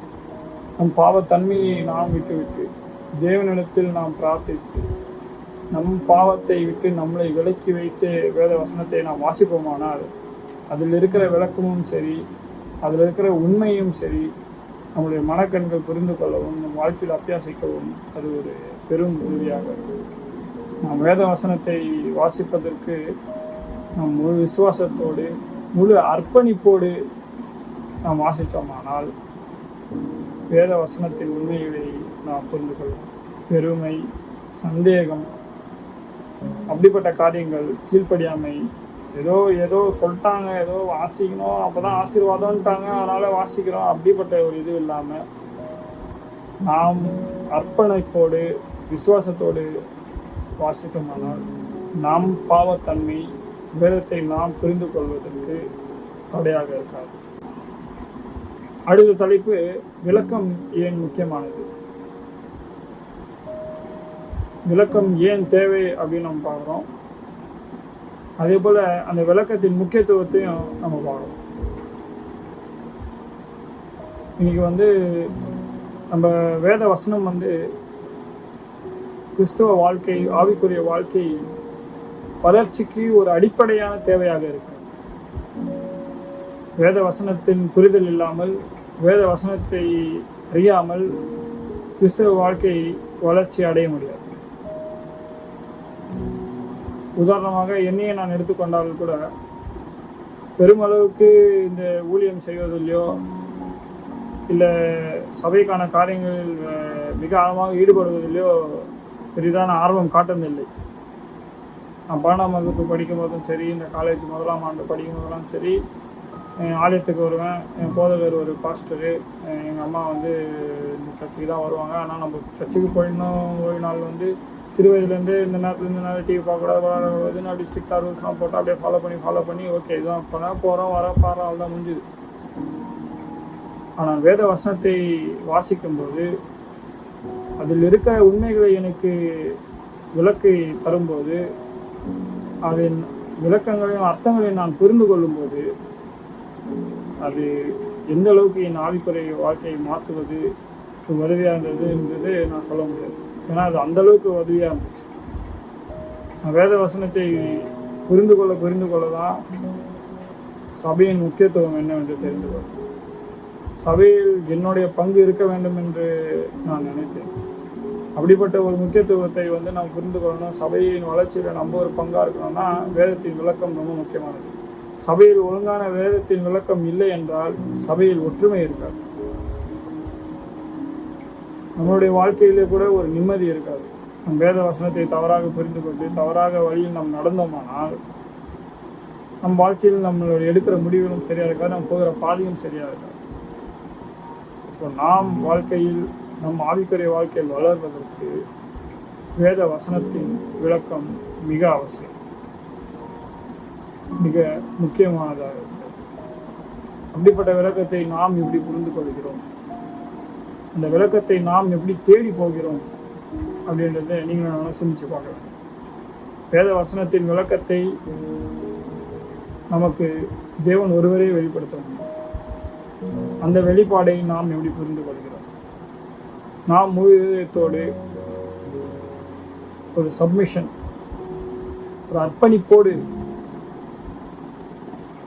தாழ்மையோடு, பெருமை இல்லாமல் தாழ்மையோடு இந்த விளக்கத்தை வாசிப்பதற்கும் வசனத்தை புரிந்து கொள்வதற்கும் நாம் வேதத்தை திறக்கிறோம் அப்படின்னு நீங்களும் நானும் சிந்திச்சு பார்க்க வேண்டும். இன்னைக்கு வேதாகமத்தில் ஒரு முக்கியமான கேள்வி என்ன அப்படின்னு பார்த்தோம்னா ரட்சிப்பு. ரட்சிப்புனா அநேக பேர் அநேக சொல்லுவாங்க. ரட்சிப்பு கூட்டம்லாம் நடத்துவாங்க, இந்த கூட்டத்துக்கு வந்தாலே ரட்சிப்பு கிடைக்கும்லாம் சொல்லுவாங்க. நான் காலேஜ் படிக்கும் போதெல்லாம் கொஞ்சம் வாழ்த்தனம் பண்ணுவேன் பயங்கரமாக. நான் படித்தது ஒரு கிறிஸ்டின் யூனிவர்சிட்டி. அங்கே அநேக டீச்சர்ஸ்லாம் கிறிஸ்டின் தான். மோஸ்ட்லி ரொம்ப பேர் 90% கிறிஸ்டின்ஸ் தான் வேலை செய்வாங்க. நான் வாழ்த்தனம் பண்ணும் போதெல்லாம் டீச்சர்ஸு ப்ரொஃபஸர்ஸ்லாம் கூப்பிட்டு கேட்பாங்க, நீ ரட்சிக்கப்பட்டியா, கடவுளுக்குள்ளே நீ வந்துட்டியா, நீ ஏன் இப்படி இருக்கிற அப்படின்லாம் கேட்பாங்க. அப்படிப்பட்ட ஒரு இது பார்க்கும்போது அநேக நேரத்தில் ரட்சிப்பின் புரிதல் இல்லாமல் இருக்கும். அப்போ நான் ரட்சிக்கப்பட்டேன்னா என்ன கேட்பேன், ஞாபகம் நிறுத்தியா அப்படின்னு. அநேக நேரத்தில் சில பேர் சில ஞாபகம் மட்டும் ஆகிட்டால் தான் முடிச்சு ரட்சிப்பு அப்படின்னு நினச்சிக்கிறாங்க. சில பேர் இந்த கூட்டத்துக்கு போனால் ரட்சிப்பு பண்ணிடுறாங்க. சில பேர் இது பண்ணால் அது பண்ணால் இது பண்ணாது ஆளாளுக்கு ஒரு அர்த்தம் சொல்கிறாங்க. பல்லோகத்துக்கு நாம் போவதற்கு தேவையானது தேவையான ரட்சிப்பு. அந்த ரட்சிப்பை நாம் எப்படி பெற்றுக்கொள்வது என்ற புரிதலே இல்லை அப்படின்னா நாம் கிறிஸ்தவர்களாக இருப்பது என்ன பயன்? தேவன் அதுதான் சொல்லுகிறார். மத்தேயு 16ஆம் அதிகாரம் 27வது வசனத்தில், உலகத்தில் இருக்க எல்லாத்தையும் ஆத்ம ஆதாயம் பண்ணிட்டு உன் ஆத்மாவை நீ வந்துட்டான்னா போதும். இன்றைக்கு நாம் வேதத்தின் அடிப்படை புரிதல் இல்லை என்றால், வேதத்தின் உண்மை அர்த்தங்களை நாம் புரிந்து கொள்ளாமல் ஏதோ தருணம் சங்கீதத்தில் ஒரு வசனத்தை வாசிச்சிட்டோம், அவர்தான் கடவுள் ஆசீர்வதிச்சிருவாரு, நம்ம போயிட்டோம் அப்படின்னா அந்த வேத வசனத்துக்கு இருக்கிற முக்கியத்துவம் என்ன? அந்த வேத வசனத்தின் உண்மையின் விளக்கத்தை புரிந்து கொள்வதற்கு நாம் காட்டுகிற முக்கியத்துவம் என்ன அப்படின்னு நீங்களும் நானும் சிந்திச்சு பார்க்கணும். இந்த வசனத்தை நம்மிடத்தில் கொண்டு சேர்ப்பதற்கு ரத்தங்கள் சிந்தப்பட்டிருக்கிறது, உயிர் தியாகங்கள் செய்யப்பட்டிருக்கிறது. இன்னைக்கு இந்த வேத வசனத்தை வாசிப்பதற்கு, அதை தொட்டு பார்ப்பதற்கு கூட அநேக மக்கள் இயங்குகிறார்கள். ஆனால் அவரால் முடியாது. நார்த் கொரியா நாட்டிலேருந்து தப்பிச்சு ஓடி வரவங்கலாம் எவ்வளோ பேர் இருக்கிறாங்க. அங்கே பயந்து வேத வசனத்தை வாசிக்கிறவங்களாம் எவ்வளோ பேர் இருக்கிறாங்க. இன்றைக்கு உலகம் போக்குன்ற போக்கில் வேத வசனத்தை நம் மொழியில் தேவன் கொடுத்திருக்கிறார். நாம் நன்றாக புரிந்து கொள்ளவும் நம் நன்றாக விளக்கி தரவும் தேவன் நமக்கு வாய்ப்புகளை தந்து கொண்டிருக்கிறார். நாம் அதை எப்படி பயன்படுத்துகிறோம்? நாம் முழு அர்ப்பணிப்போடு தேவனை தேடுகிறோமா, இல்லை ஏனோ தானோ திறந்து ஒரு சங்கீதத்தை வாசிட்டு மூடிட்டு அப்படின்னு நம்ம போகிறோமா? வேதத்துக்கு உண்டான மதிப்பை நாம் தலைவரமா இல்லையான்றது நீங்கள் நான் சிந்திச்சு பார்க்க வேண்டும். வாய்ப்பு தந்த சபைக்கும் தேவனுக்கும் நான் நன்றியை தெரிவித்துக் கொள்கிறேன். பாடத்தை நான் எடுத்தது தவறு இருந்தால் தயவாக என்னை மன்னித்துக் கொள்வோம். பாடத்தில் சந்தேகம் எதுவும் என்றால் நீங்கள் நம் சபை போதகரை அழைத்து நீங்கள் சந்தேகத்தை தெளிவுபடுத்திக் கொள்ளலாம். தேவன் தாமே எல்லாரையும் ஆசீர்வதிப்பாராக. ஆமென். இந்த நேரத்திலும் நமக்காக ஒரு விசேஷித்த பாடல் சிறுவர்களால் வழங்கப்படும். What a friend we have in What a friend we have in Jesus. All our sins and griefs to All our bear. sins and griefs to What a bear. privilege to What a carry. privilege to carry everything to God in prayer. Oh, what peace we often forfeit. Oh, what needless pain we bear. Oh, what needless pain we All bear. because we do not All because carry. we do not carry everything to God in prayer. Have we trials and Heavy temptations? trials and temptations. They trouble anyway. They trouble We anyway. should never be We should discouraged. never be discouraged. Take it to the Lord and pray. Can we find a friend so faithful? Who will all our sorrow Who share? will all our sorrow Jesus knows share? our every Jesus knows weakness. our every weakness. Take it to the Lord and pray. Are we weak and heavy Are we laden? weak and heavy laden? But with the load of But with the care, load of care, precious Savior still our precious Savior, still our refuge. Take it to the Lord and pray. Do thy friends despise, forsake thee? Take it to the Lord and Take it to the Lord and pray. pray. Something take and In shield. something take and shield thee, thou wilt find a solace there. இந்த வாரத்திற்கான தேவ செய்தியை நமக்கு doctor Amudhan அவர்கள் வழங்குவார்கள். நாம் யாவரும் பயபக்தியோட தெய்வீக ஆராதனைக்குள் கடந்து செல்வோம். கர்த்தருடைய நாமத்திற்கு மகிமை உண்டாவதாக. மீண்டுமாக இந்த தேவ செய்தியின் மூலமாக உங்களை சந்திப்பதிலே நான் மிகுந்த மகிழ்ச்சி அடைகிறேன். தேவன் நம்ம ஒவ்வொருவரையும் இந்த வாரம் நெடுகிலும் அதிகமாக ஆசீர்வதித்து அவருடைய சட்டைகளுக்குள்ளாக பாதுகாத்து மீண்டுமாக இந்த நல்ல ஓய்வு நாளை காண செய்த தயக்காக நாம் தேவனுக்கு ஸ்தோத்திரத்தை ஏறடிக்கிறேன். உங்களோடு கூட பேசத்தக்கதாக கர்த்தர் கொடுத்த இந்த பெரிய சாக்கியத்துக்காக நான் தேவனுக்கு ஸ்தோத்திரங்களை ஏறடிக்கிறேன். இன்னும் இந்த நல்ல தருணத்தை கொடுத்த சபை போதகருக்கும் சபை விசுவாச பிள்ளைகளுக்கும் என்னுடைய நன்றியை தெரிவித்துக் கொள்கிறேன். இந்த நல்ல நாளிலே கர்த்தர் நம்மளோடு கூட இருந்து மீண்டுமாக இந்த நல்ல ஓய்வு நாளில் செய்யத்தக்கதாக தேவன் கொடுத்த இந்த கிருபைக்காக நாம் அவருக்கு ஸ்தோத்திரங்களை ஏறடிப்போம். அவர் நமக்கு அநேக ஆசீர்வாதமான காரியங்களை செய்திருக்கிறார். அதற்காக நாம் தேவனுக்கு ஸ்தோத்திரங்களை ஏறெடுப்போம். கர்த்தர் நல்லவரும் வல்லவரும் மகா இரக்கமுள்ளவருமாக இருக்கிற தயவுக்காய் நம்ம அவருக்கு ஸ்தோத்திரங்களை ஏறெடுப்போம். இந்த நாளிலும் நாம் தயவு செய்திக்குள்ளாக கடந்து செல்வதற்கு முன்பாக ஒரு சிறு ஜெபத்தை ஏறெடுப்போம். எங்கள் நல்ல தேவரீர், அப்பா, இந்த நல்ல ஓய்வு நாளை மீண்டுமாக நாங்கள் காண செய்த நீர் கொடுத்த கிருபைக்காய் கோடி ஸ்தோத்திரங்களை ஏறெடுக்கிறோம்.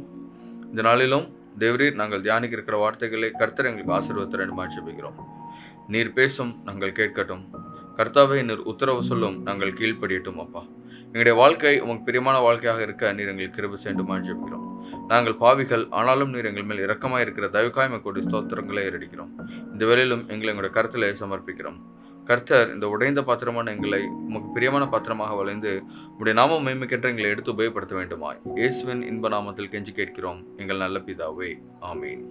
ஒரு ரொம்ப அழகான ஒரு வசனத்தை தேவன் நம்மளோடு கூட இந்த நாளும் கொடுத்திருக்கிறார்கள். இப்பொழுதும் நீ உன் தேவனிடத்தில் திரும்பு, தயவையும் நியாயத்தையும் கைக்கொண்டு இடைவிடாமல் உன் தேவனை நம்பிக்கொண்டிரு. ஒரு அழகான ஒரு கதையிலேருந்து நான் ஆரம்பிக்கலான்னு ஆசைப்படுறேன். ஒரு 3 நண்பர்கள் இருந்தாங்க. 3 பேர் ரொம்ப நல்லா க்ளோஸ் ஃப்ரெண்ட்ஸ். 3 பேருக்குமே ரொம்ப நல்லா என்ன தெரியும்னா ஸ்விம்மிங் தெரியும். ஸோ அப்போ திடீர்னு அவங்க ஒரு நாள் பிளான் பண்ணுறாங்க. என்ன பண்ணுறாங்க, வாங்க நம்ம கடலில் போய் ஸ்விம் பண்ணுவோம், அந்த கடல் வந்து ரொம்ப நல்ல இடம், போய் கொஞ்சம் நேரம் பீச்சில் டைம் ஸ்பெண்ட் பண்ணுவோம்னு சொல்லி 3 பேர் என்ன பண்ணுறாங்கன்னா அந்த பீச்சுக்கு போகிறாங்க. அந்த பீச்சில் அன்றைக்கி நல்ல பயங்கரமான ஒரு காற்று அடிக்குது. ஸோ அலைகள்லாம் பெருசாக இருக்குது. ஸோ எல்லாரும் கொஞ்ச நேரம் அந்த பீச்சில் வந்து கொஞ்சம் விளையாண்டுட்டு இருக்கும்போது டக்குன்னு ஒரு 3 பேரும் என்ன யோசிக்கிறாங்க, சரி வாங்க நம்ம கடலுக்குள்ளே போய் நல்லா ஸ்விம் பண்ண போகலாம் அப்படின்னு சொல்லி அவங்க யோசிக்கிறாங்க. அப்போது அந்த 3 நண்பர்கள் ஒரு பையன் என்ன யோசித்தான் அப்படின்னா, இல்லை நான் வந்து ஸ்விம் பண்ண வரல, அலையை வந்து ரொம்ப மோசமாக ரொம்ப ரஃப்பாக இருக்குது, அதனால் நான் என்ன பண்ணுறேன்னா நான் இந்த கரையோரத்தில் இருந்து நான் பாட்டுக்கு உட்காந்து நான் நல்லா ரிலாக்ஸ் பண்ணி நான் நல்லா இருக்கேன், நீங்கள் 2 பேர் வேணால் உள்ளே போயிட்டு வாங்க அப்படின்னு சொல்லி அவங்க 2 பேரையும் அவன் வந்து உள்ளே அனுப்புகிறான். ஸோ அவங்க 2 பேரும் என்னடா இந்த கடலை பற்றி உனக்கு தெரியாமல் இருக்க போது இது கூட நீ வரமாட்டே அப்படின்னு சொல்லிட்டு என்ன பண்ணுறாங்கன்னா அவங்க 2 பேருமா அந்த கடலுக்குள்ளே போகிறாங்க. ஸோ அந்த கடலுக்குள்ளே போகும்போது என்னது அப்படின்னா அந்த அலையோட அந்த ரஃப்னஸ் வந்து ரொம்ப கூடிக்கிட்டே போகுது. ஸோ கூடிக்கிட்டே போனோடனே அந்த 2 பேரில் ஒருத்தன் என்ன பண்ணுறான் அப்படின்னா ஒரு ஒரு ஒரு ஒரு 100 மீட்டர்ஸ் போனவன், இங்கே பாரு இது எனக்கு சரியாக படலை, ரொம்ப மோசமாக இருக்குது, அதனால் நான் என்ன பண்ணுறேன்னா நான் திரும்ப போகிறேன், இந்த இடத்துக்கு நான் வரல அப்படின்றான். அப்போ கூட வந்து என்ன சொல்கிறான்னா, உனக்கு என்ன ஓமையிலே ஒரு நம்பிக்கை இல்லையா, இந்த கடலை நீ எப்படியெல்லாம் விளையாண்டுருக்கோம், நம்ம எப்படிலாம் போயிருக்கோம், வா வா வா அதெல்லாம் இன்னும் வா உள்ளே போவோம்னு சொல்லி சொல்கிறான். அப்போ அவன் என்ன சொல்கிறான் அப்படின்னா, இல்லை நான் இதுக்கு மேலே வர முடியாது, நான் கரைக்கு திரும்புகிறேன்னு சொல்லி என்ன பண்ணுறான் அப்படின்னா அவன் கரைக்கு திரும்புகிறான். ஆனாலும் அந்த 3வது நண்பன் என்ன பண்ணுறான், உங்களுக்குலாம் உங்கள் மேலே நம்பிக்கை இல்லை, உங்களுக்கு எவ்வளோ திறமை இருக்கும், நல்லா ஸ்விம்மிங்லாம் உங்களுக்கு தெரியும், நம்ம இதில் என்ன இருக்க போது, உள்ளே போகிறோம், உள்ளே போய் கொஞ்சம் நேரத்தில் நம்ம என்ன பண்ண போகிறோம், திரும்பி வந்துட போகிறோம், வந்தாவா வரலனப்போ, ஆனால் நான் போகிறேன் பாரு, நீ போய் நான் எவ்வளோ பெரிய ஒரு சாதனை பண்ண போகிறேன்னு சொல்லிட்டு என்ன பண்ணுறேன் அப்படின்னா ஒரு நண்பன் வந்து கடலுக்குள்ளே போகிறான். ஸோ இவன் என்ன பண்ணால் கொஞ்சம் தூரம் போனவன் வந்து திரும்புகிறான். ஆனால் திரும்பும்போது அலைகள் ரொம்ப மோசமாக இருக்குன்னு வேகமாக என்ன பண்ணுறான், கரைக்கு திரும்பி கரையில் சேர்ந்துடுறான். ஸோ இப்போ 2 நண்பர்கள் கரையில் இருக்காங்க, ஒருத்தன் உள்ளே போயிருக்கான். ஸோ உங்கள் 2 பேர் என்ன பண்ணுறாங்கன்னா கரையிலே ரொம்ப பாதுகாப்பாக இருக்காங்க. உள்ளே போனவன் இன்னைக்கு வருவான் அப்படின்னு சொல்லி வெயிட் பண்ணிட்டு இருக்காங்க. 1 நாள் ஆச்சு, 2 நாள் ஆச்சு, 3 நாள் ஆச்சு, 4வது நாள் அவனுடைய பிணத்தை கரையிலே எடுத்தார்கள் என்பதை நாம் பார்க்கிறோம். அவன் மரித்து போனான் அப்படின்ற ஒரு செய்தித்தாள்கள்ல வருது. இன்னைக்கு நம்மளுடைய ஆவிக்குரிய வாழ்க்கையில நம்ம இந்த கதையை வச்சு பார்த்தோம் அப்படின்னா 3 விதமான மக்கள் இந்த உலகத்துல இன்னைக்கு நம்ம வாழ்ந்துகிட்டு தான் இருக்கோம். இதுல நம்ம எந்த கேட்டகரியில சேர்ந்தவங்க அப்படின்றதான் ரொம்ப முக்கியம். அந்த கரை அப்படின்றத நம்ம என்ன எடுக்க போறோம் அப்படின்னா ஏசு கிறிஸ்து அப்படின்னு நம்ம எடுக்க போகிறோம். அவரோடு கூட இருத்தல் அப்படின்றத நம்ம எடுக்க போகிறோம். அந்த கரையில் இருக்கிற அந்த ஒரு நண்பன் எப்படி இருக்கான் அப்படின்னா தேவனோடு கூட தேவனுடைய காரியங்கள்ல அதிகமாக சார்ந்தவனா என்ன பண்ணுறான் அப்படின்னா நான் இந்த கரையிலே நான் இருந்துக்கிறேன் அப்படின்னு சொல்லி அவன் என்ன பண்ணுறான், அங்கே உட்காந்து தான் தேவனோடு இருக்கேன், எனக்கு வேறு எந்த ஒரு இதுவும் உலக காரியங்கள் எதுவும் இல்லை எனக்குரிய சந்தோஷம் எதுவும் வேணாம், நான் இங்கே இருக்கேன், I am very happy with God அப்படின்னு சொல்லி முடிவு பண்ணுறான். இன்னொருத்த என்ன நினைக்கிறேன் அப்படின்னா நம்ம அதே தானே, இது மட்டும் மேலே நம்ம அதுக்கும் உலகத்துக்குள்ளே நம்ம போகணும்ல, அதுவும் நமக்கு தேவை தானே அப்படின்னு சொல்லி என்ன பண்ணுறான் போகிறான். ஆனால் அந்த உலகத்தில் உள்ள பாவமான காரியங்களை பார்த்து என்ன பண்ணுறான் அப்படின்னா திருப்பி இயேசு கிறிஸ்துவின் இடத்துல வரான். ஆனால் ஒருத்தன் தன்னோட சுயபலத்தினால இப்போ பிரச்சனையே கிடையாது, நான் இப்படி இருந்தாலும் நான் உள்ளே போனாலும் நான் என்னைக்கெல்லாம் நான் திரும்பிடுவேன்னு சொல்லி நான் என்னால் எவ்வளோ முடியுமோ அவ்வளோ போகிறேன்னு நினச்சி உள்ளே போனவன் என்ன பண்ணான் அப்படின்னா கடைசி வரைக்கும் திரும்பவே இல்லை அப்படின்றத நம்ம பார்க்குறோம்.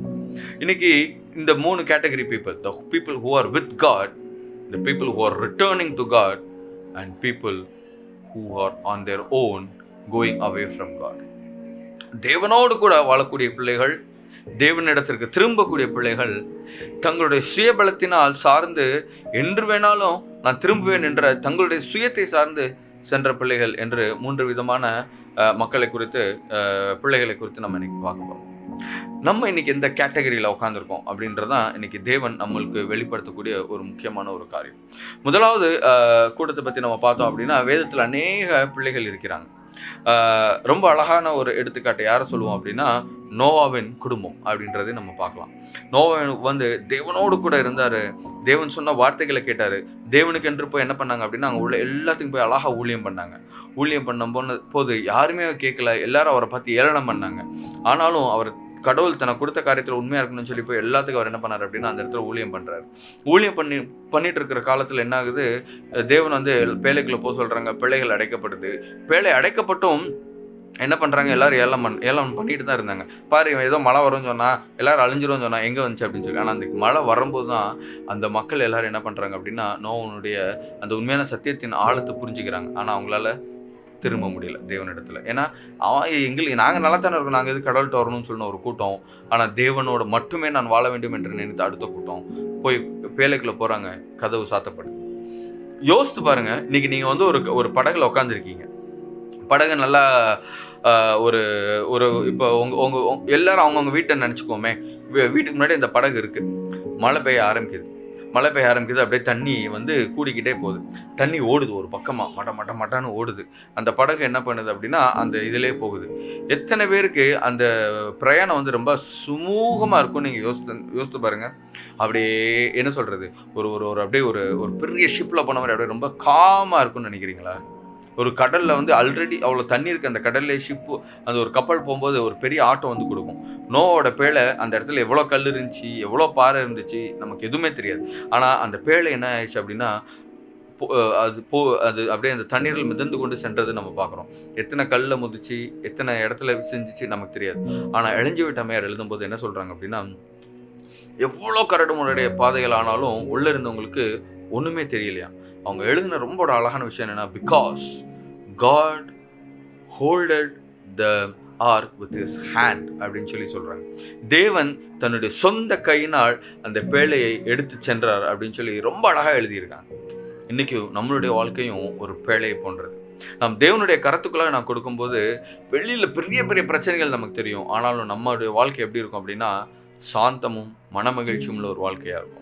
நம்ம பார்க்கலாம், வெளியில் அநேகர் திரும்பாமல் ஐயோ அப்படின்னு சொல்லி சொந்த சுயத்தில் வாழ்ந்து அழிந்து கொண்டு இருக்கு நம்ம பார்ப்போம். ஆனால் நம்ம தேவனுடைய பிள்ளைக்குள்ளே இருக்கும் பொழுது நமக்கு அந்த ஒரு சமாதானம் இருக்கும். இன்னும் ஒரு அழகான ஒரு எடுத்துக்காட்டை நம்ம பார்க்கலாம். Shadrach Meshach Abednego. வாசிக்கிறேன், தானியேலின் புத்தகம் 3ஆம் அதிகாரம் 16-17 வசனம். ஷாத்ராக் மேஷாக் ஆபேத்நேகோ என்பவர்கள் ராஜாவை நோக்கி, நேபுகாத்நேச்சாரே, இந்த காரியத்தை குறித்து உமக்கு உத்தரவு சொல்ல எங்களுக்கு அவசியம் இல்லை. ரொம்ப ஸ்ட்ரைட்டாக சொல்கிறாங்க. இங்கே பாருங்கள், நீங்கள் செஞ்சு வச்சிருக்கிறீங்க ஒரு சிலை, அந்த சிலைக்கு நாங்கள் வந்து தலை குனின்னு எங்களுக்கு அவசியமே கிடையாது. நாங்கள் ஆராதிக்கிற தேவன் எங்களை தப்புவிக்க வல்லவராக இருக்கிறார். அவர் எரிகிற அக்னி சூளைக்கும் ராஜாவையும் கைக்கும் எங்களை நீங்களாக்கி விடுவிப்பார் அப்படின்னு சொல்லி அவ்வளோ ஒரு உறுதியாக நிற்கிறாங்க. என்ன ஆனாலும் பரவாயில்ல, எங்கள் தேவனுக்காக நாங்கள் நிற்போம், எங்கள் தேவனோட தான் நாங்கள் நிற்போம், நாங்கள் உம்முடைய பக்கம் சாயப்படுறது கிடையாதோ, இல்லை நாங்கள் உலகத்தை வந்து நாங்கள் ருசி பார்க்கணுன்ற எண்ணம் எங்களுக்கு கிடையாது. இன்றைக்கி நான் அந்த சிலையை வந்து வணங்கலாம், நாங்கள் வந்து உங்ககிட்ட உமக்கு ஒரு சந்தோஷமான விஷயங்களை கொடுக்கலாம், ஆனால் நாங்கள் எதை இழந்துருவோம், எங்கள் ரட்சிப்பு இழந்துருவோம். அதனால் உமக்கு உத்தரவு சொல்வதற்கு எங்களுக்கு அவசியம் இல்லை. அவ்வளோதான். அவங்க வேறு எதுவுமே பேசவே இல்லை. அப்படியாப்பட்ட பிள்ளைங்களை அடுத்து நம்ம அந்த கதை என்ன நடந்துச்சுன்னு தெரியும். அவர்களுக்கு கொண்டு போய் அந்த அக்னி சூளையிலே போடுகிறார்கள். அங்கே அவர்களோடு கூட தேவனும் அக்னி மத்தியிலே நடமாடுகிறார் என்பதை நம்ம பார்க்குறோம். என்ன ஒரு அற்புதமான தேவன்! தேவனுக்காக நிற்கும் பொழுது அவர் அக்னி சூளைக்குள்ளாக வந்து அவர்களை காப்பாற்றினார் என்பதை நாம் இந்த கதையின் மூலமாக பார்க்கிறோம். அவ்வளோ ஒரு மகிமையுள்ள ஒரு தேவன், என்ன ஒரு இரக்கமுள்ள தேவன் இல்லை, அவ்வளோ ஒரு அழகான தேவன். இதை பார்த்துட்டு அவங்களுடைய வாழ்க்கை எப்படி ஒரு சாட்சியுள்ள வாழ்க்கையாக மாறுதுன்றது தான் ஒரு முக்கியமான காரியம். அப்பொழுது நேபுகாத்நேச்சார் 26 3ஆம் அதிகாரம், தானியேலின் புத்தகம் 3ஆம் அதிகாரம் 26ஆம் வசனம். அப்பொழுது நேபுகாத்நேச்சார் எரிகிற அக்னி சூளையின் வாசலண்டைக்கு வந்து, உன்னதமான தேவனுடைய தாசனாகிய ஷாத்ராக் மேஷாக் ஆபேத்நேகோ என்பவர்களை நீங்கள் வெளியே வாருங்கள் என்றான். அப்பொழுது ஷாத்ராக் மேஷாக் ஆபேத்நேகோ என்பவர்கள் அக்னி நடுவிலிருந்து வெளியே வந்தார்கள் என்று நாம் பார்க்கிறோம். தேவனோடு கூட இருக்கும் பொழுது நம்மை விடுவிப்பது மட்டுமல்லாமல் நம்முடைய ஜீவியத்தை ஒரு சாட்சியுள்ள ஜீவியமாக மாற்றக்கூடிய தேவனாக இருக்கிறார் என்பதை நாம் பார்க்கிறோம். அங்கே என்ன பண்றாரு அப்படின்னா, நேபுகாத்நேச்சர் உடனே கடவுளுக்கு ஒரு சாட்சி சொல்றாரு. என்னது? உன்னதமான தேவனுடைய தாசராகிய நான், என் தேவன்லாம் ஒண்ணுமே இல்லை, உம்முடைய தேவனை உன்னதமான தேவன் சொல்லி அந்த நொடியை ஒரு மகாராஜா சாட்சி கொடுக்கக்கூடிய ஒரு காரியங்களை நாம் பார்க்கிறோம். அடுத்து இன்னொரு ஒரு அழகான ஒரு கதை நம்ம எங்க பார்க்கிறோம் அப்படின்னா, யோசேப்பினுடைய காரியம். யோசேப் போர்த்திபார் வீட்டுக்கு போகிறான். போர்த்திபாருடைய மனைவி வந்து யோசேப்பு கிட்ட கொஞ்சம் தப்பாக நடக்க பார்க்குறான். அப்போ வந்து போர்த்திபாருடைய மனைவிக்கு யோசேப் ஒரு அழகான ஒரு வசனத்தை சொல்கிறார். ஆதியாகமம் 39ஆம் அதிகாரம் 9ஆம் வசனத்தில் நாம் வாசிக்கிறோம், இந்த வீட்டிலே என்னிலும் பெரியவன் இல்லை, நீ அவருடைய மனைவியாக இருக்கிறபடியால் உன்னை தவிர வேறு ஒன்றையும் அவர் எனக்கு விலக்கி வைக்கவில்லை. இப்படி இருக்க நான் இத்தனை பெரிய புல்லாங்குக்கு உடன்பட்டு தேவனுக்கு விரோதமாய் பாவம் செய்வது எப்படி என்றான். அப்போ அவருக்கு எவ்வளோ ஒரு கடவுள் கூட அவர் எவ்வளோ அதிகமாக ஐக்கியமாக இருந்தார் அப்படின்னா அவரால் இந்த ஒரு வார்த்தையை சொல்ல முடியும். நான் உனக்கு விரோதமாவோ உன் புருஷனுக்கு விரோதமாக நான் பாவம் செய்கிறது கிடையாது, தேவனுக்கு விரோதமாய் நான் பாவம் செய்வது எப்படி அவர் தேவனுக்கு விரோதமாய் பாவம் செஞ்சார், அவர் எப்படி இதுக்கு வந்து அவருக்கு வந்து ஒரு பாவமாக இருந்துச்சு அப்படின்னு சொல்லி நம்ம ஆராய்ந்து பார்த்தோம்னால் ரொம்ப அழகாக எழுதியிருக்கார் சங்கீதக்காரனாக தாவீது யோசேப்பை குறித்து. சங்கீதம் 105ஆம் அதிகாரம் 17, 18, 19 வசனங்களை நாம் வாசிக்கலாம். ரொம்ப அழகாக எழுதியிருப்பாங்க. ஏன்னா அவர்களுக்கு முன்னாலே ஒரு புருஷனை அனுப்பினார், யோசேப்பு சிறையாக விற்கப்பட்டான். அவன் கால்களை விலங்கு போட்டு ஒடுக்கினார்கள். அவன் பிராணன் இரும்பில் அடைபட்டிருந்தது. கர்த்தர் சொன்ன வார்த்தை நிறைவேறும் அளவும் அவருடைய வசனம் அவனை புடமிட்டது அப்படின்னு சொல்லி நம்ம பார்க்கிறோம்.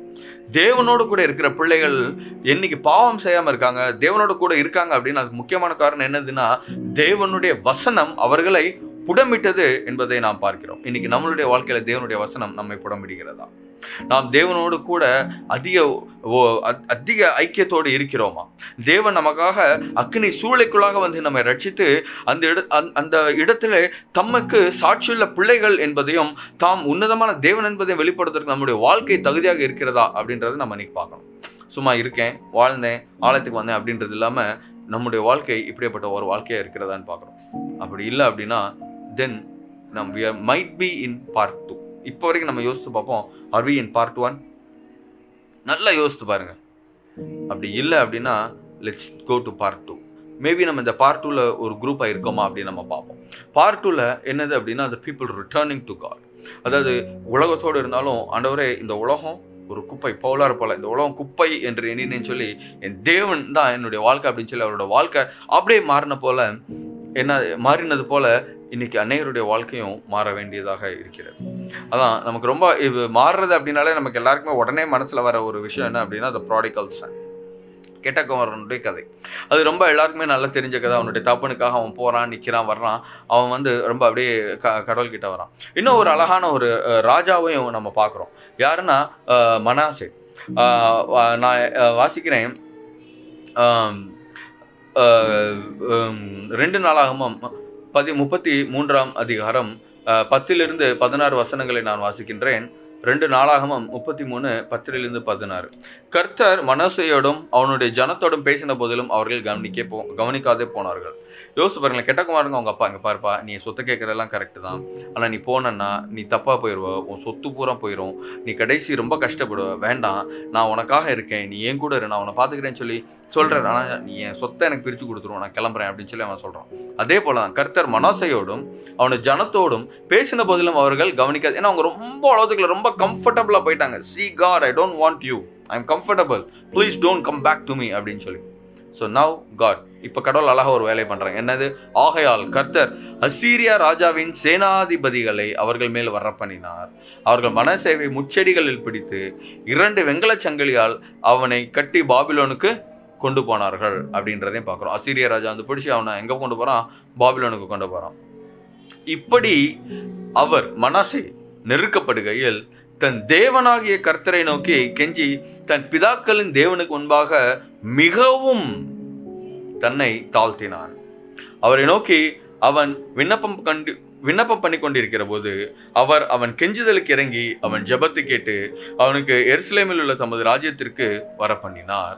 கர்த்தரே தேவன் என்று அப்பொழுது மோசே அறிந்தான் அப்படின்றத நம்ம பார்க்கிறோம். இன்னும் ஒரு அருமையான ஒரு தேவன், இன்னும் ஒரு இரக்கமுள்ள தேவன், இன்னும் ஒரு அதிசயமான ஒரு தேவன்.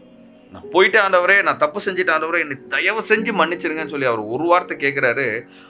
கடவுள் வந்து அவன் அந்த இடத்துல இருந்து அசீரிய ராஜாட்ட இருந்து விடுவிக்கல. வாசிக்கிறோம் நம்ம ரொம்ப அழகான 13வது வசனத்துல, அவன் ஜெபத்தை கேட்டு அவனை திரும்ப எருசலேமில் உள்ள தன்னுடைய ராஜ்யத்திற்கு வர பண்ணினார் அப்படின்னு சொல்லி நம்ம பார்க்குறோம். God gave him back his kingdom. ஒருத்தன்ட்ட அடிமையாக போயிட்டான். அடிமையாக போன இடத்துல இருந்து என்ன பண்ணுறாங்க? அவர் வந்து எடுத்துகிட்டு வந்து என்ன பண்ணுறாங்க? அந்த ராஜ்யத்தை அவன்கிட்ட கொடுக்குறாங்க. அதுக்கு கொடுத்தோடனே மனசை எப்படி மாறுறாரு அப்படின்னா, உடனே எல்லா தவறான காரியங்களையும் எடுத்து போட்டு கர்த்தருக்கு உண்மை யுத்தமான ஒரு ராஜாவாக இருக்கிறான் அப்படின்றதே நம்ம பார்க்குறோம். How beautiful our God is. ஒரு தடவை நம்ம போய் நின்னோம் அப்படின்னா God is ready to give back our originality.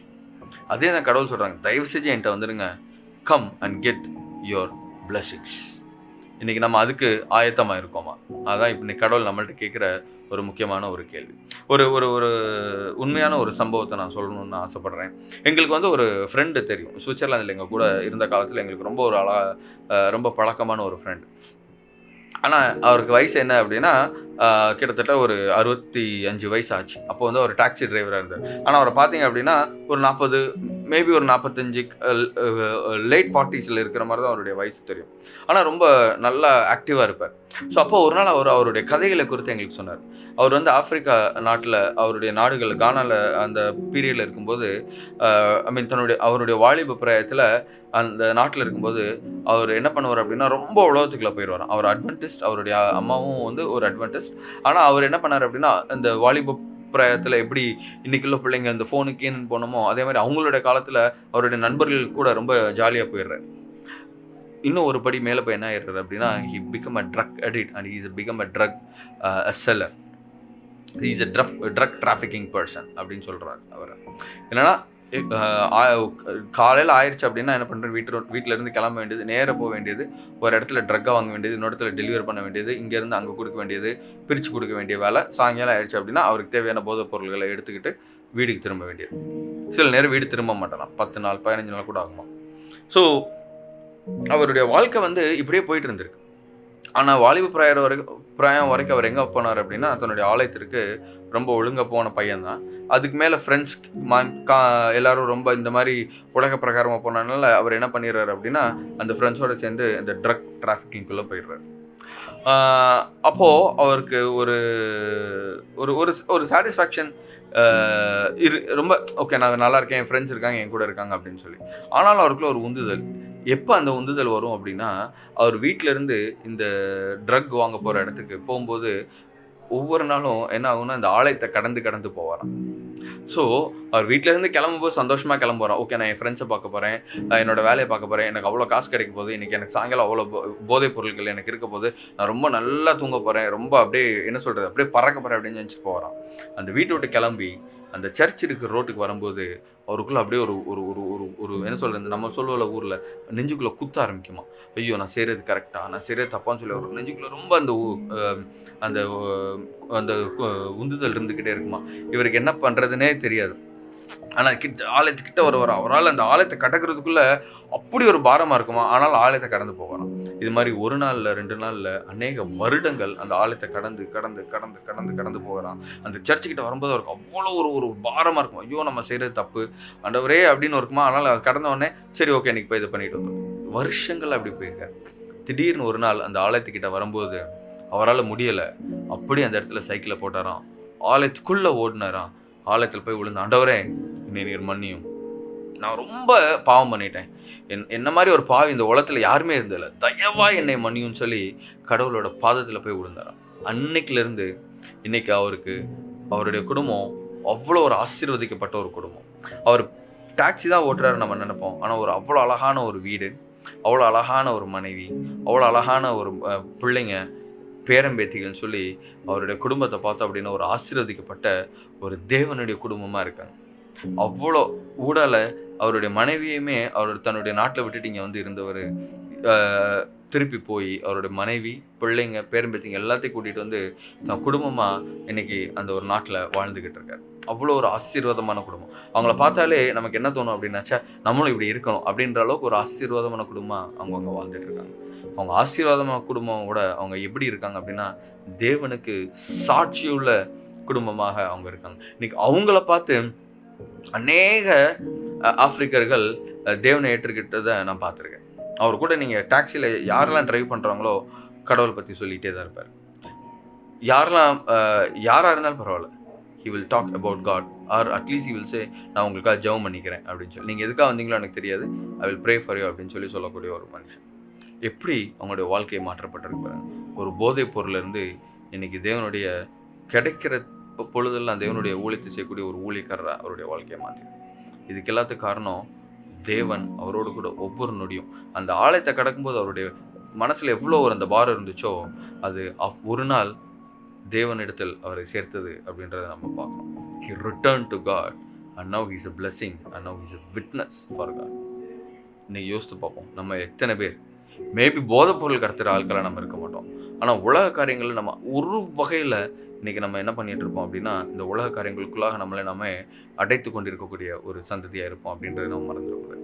அவர் ஆலயத்தை கிடக்கும்பொழுது ஒவ்வொரு நாளும் அவருடைய பாரம் இருந்துச்சு அப்படின்னு சொல்லும்போது ஒரு அழகான ஒரு வசனத்தை நம்ம வாசிக்கலாம்னு ஆசைப்படுறேன். எசேக்கியேலின் புத்தகம் 8ஆம் அதிகாரம் 8லிருந்து 12 வசனங்களை வாசிப்போம். இப்பொழுதும் அவர்கள் தங்கள் வேசித்தனத்தையும் தங்கள் ராஜாக்களின் பிரேதங்களையும் என் முகத்தினின்று அகற்றினால் நான் என்றைக்கும் அவர்கள் நடுவே வாசமாயிருப்பேன். இஸ்ரேல் மக்கள் என்ன பண்றாங்க, கடவுளை விட்டு வெளியே போயிடுறாங்க. ஆனா எசேக்கியேல் தீர்க்கதரிசிட்ட சொல்றாங்க, இங்க பாருப்பா, அவன் ரொம்ப தப்பு பண்றான், அவன் தப்பெல்லாம் விட்டுட்டு வரட்டும், எனக்கு என்ன கவலை, நான் சந்தோஷமா என் பிள்ளைங்க மத்தியில இருந்து அவங்களுக்கு வேணுன்றதை நான் செய்வேன் அப்படின்னு சொல்றாங்க. அப்புறம் இன்னும் ஒரு மனுபுத்திரனே, இஸ்ரேல் வம்சத்தார் தங்கள் அக்கிரமங்களின் நிமித்தம் வெட்கப்படும்படிக்கு நீ அவர்களுக்கு இந்த ஆலயத்தை காண்பி, அதன் அளவை அவர்கள் அளக்க கடவர்கள். இன்னொரு விஷயம், எப்படி அந்த கிட்டகுமாரன் தான் தப்பு செய்யறனவனே அவனுக்கு என்ன தோணுச்சு, தன்னுடைய தகப்பனுடைய வீடு தோணுச்சு. இன்னைக்கு எப்படி இந்த ஒரு மனுஷனுக்கு தான் பண்றது தப்புன்றத ஒவ்வொரு நாளும் அந்த ஆலயத்தை கடக்கும்போது தோணுச்சோ, அதே போலதான் பாவம் செய்கிற ஒவ்வொரு பிள்ளைகளுக்கும் நம்ம செய்ய வேண்டிய விஷயம் என்ன அப்படின்னா, தேவனுடைய ஆலயத்தை நாம் காண்பிக்க வேண்டும். காண்பிக்கும்போது அவங்களுக்கு தானாகவே என்ன செய்யும் அப்படின்னா, அவர்கள் செய்கிறது தப்பு அப்படின்னு சொல்லி அவங்க என்ன பண்ணுவாங்க அப்படின்னா வெட்கப்படுவாங்க அப்படின்னு சொல்லி ரொம்ப அழகாக எழுதியிருக்காரு. இன்னும் ஒரு படி மேலே போய் 11ஆம் வசனத்தை வாசம் அப்படின்னா, அவர்கள் செய்த எல்லாவற்றின் நிமித்தமும் வெட்கப்பட்டால் அப்பொழுது நீ அவர்கள் செய்த எல்லாவற்றின் நிமித்தம் வெட்கப்பட்டால் அப்பொழுது இந்த ஆலயத்தின் ரூபத்தையும் அதன் அளவையும் அதன் வாசல்களையும் அதன் பின்வாசல்களையும் அதன் எல்லா ஒழுங்குகளையும் அதன் எல்லா கட்டளைகளையும் அதன் எல்லா நியமங்களையும் அதன் எல்லா சட்டங்களையும் அவர்களுக்கு தெரியப்படுத்தி அவர்கள் அதனுடைய எல்லா ஒழுங்குகளையும் அதனுடைய எல்லா முறைமைகளையும் கைக்கொண்டு அவைகளின்படி செய்யும்படிக்கு நீ அவர்கள் அதையின் கண்களுக்கு முன்பாக எழுதி வை அப்படின்னு சொல்லி சொல்றாங்க. அந்த ஆலயத்தில் என்னதான் இருக்க போகுது, என்ன ஒரு கதவு, ஒரு வாசல், அதில் உள்ள எல்லா ஒழுங்கு அப்படின்னா என்னது? எருசலேம் ஆலயம் அல்லது தேவன் கொடுத்த அந்த ஆசரிப்பு கூடாரத்தினுடைய நோக்கம் என்ன அப்படின்றதே நம்ம என்ன பண்ணணும் அப்படின்னு அந்த ஒரு நிமிஷம் நம்ம யோசிச்சு பார்க்கணும். நம்ம ரொம்ப டீட்டெயில்டாக இன்றைக்கி அதை படிக்க போகிறதில்ல, நேரம் இல்லாதன் காரணத்தினால. ஆலயத்தினுடைய முறைகள் என்னது, அதனுடைய ஒழுங்குகள் என்னது? The sin has to be taken away. யார் பாவியாக வரணும்? He has to return as a person who was purified in God. தேவன் அதான் இன்னைக்கு என்ன பண்றாங்க அப்படின்னா நம்ம கிட்ட விரும்புறாங்க இன்னைக்கு. ஸோ அதனால தான் கடவுள் என்ன பண்ணாங்க, அந்த ஆலயத்தை காண்பி அப்படின்னும் போதே அங்கே பார்ப்பாங்க ஒரு கட்டடம் இருக்கு, அந்த ஆலயத்துக்கு போ அப்படின்னு சொல்றது கிடையாது. மனம் திரும்புங்கள், போங்க, உங்க கடவுள்கிட்ட ஓடுங்க, அவர் மனம் திரும்புங்க, அவர் ரட்சிக்க வல்லவராக இருக்கிறார். அவர் நமக்காக ரத்தம் சிந்துவதற்கு காத்து கொண்டிருக்கிறார். தம்முடைய ரத்தத்தினாலே நம்மை ரட்சிப்பதற்கு அவர் காத்து கொண்டிருக்கிறார். தன்னுடைய சட்டைகளுக்குள்ளாக நம்மை மறைத்துக் கொள்வதற்கு அவர் காத்து கொண்டிருக்கிறார். ஆலயத்துக்கு அந்த ஒரு ஆலயத்தை பார்க்கணும் அப்படின்னாலே என்ன இருக்கும் அப்படின்னா பரிசுத்தம் அப்படின்றது என்ன பண்ணணும், நம்முடைய மனசுல வரணும். யார் பரிசுத்தம்? என் தேவன் பரிசுத்தம், அவரை போல நானும் இந்த உலகத்துல பரிசுத்தமானா வாழ வேணும் அப்படின்ற அந்த எண்ணம் நமக்குள்ள வரணும்.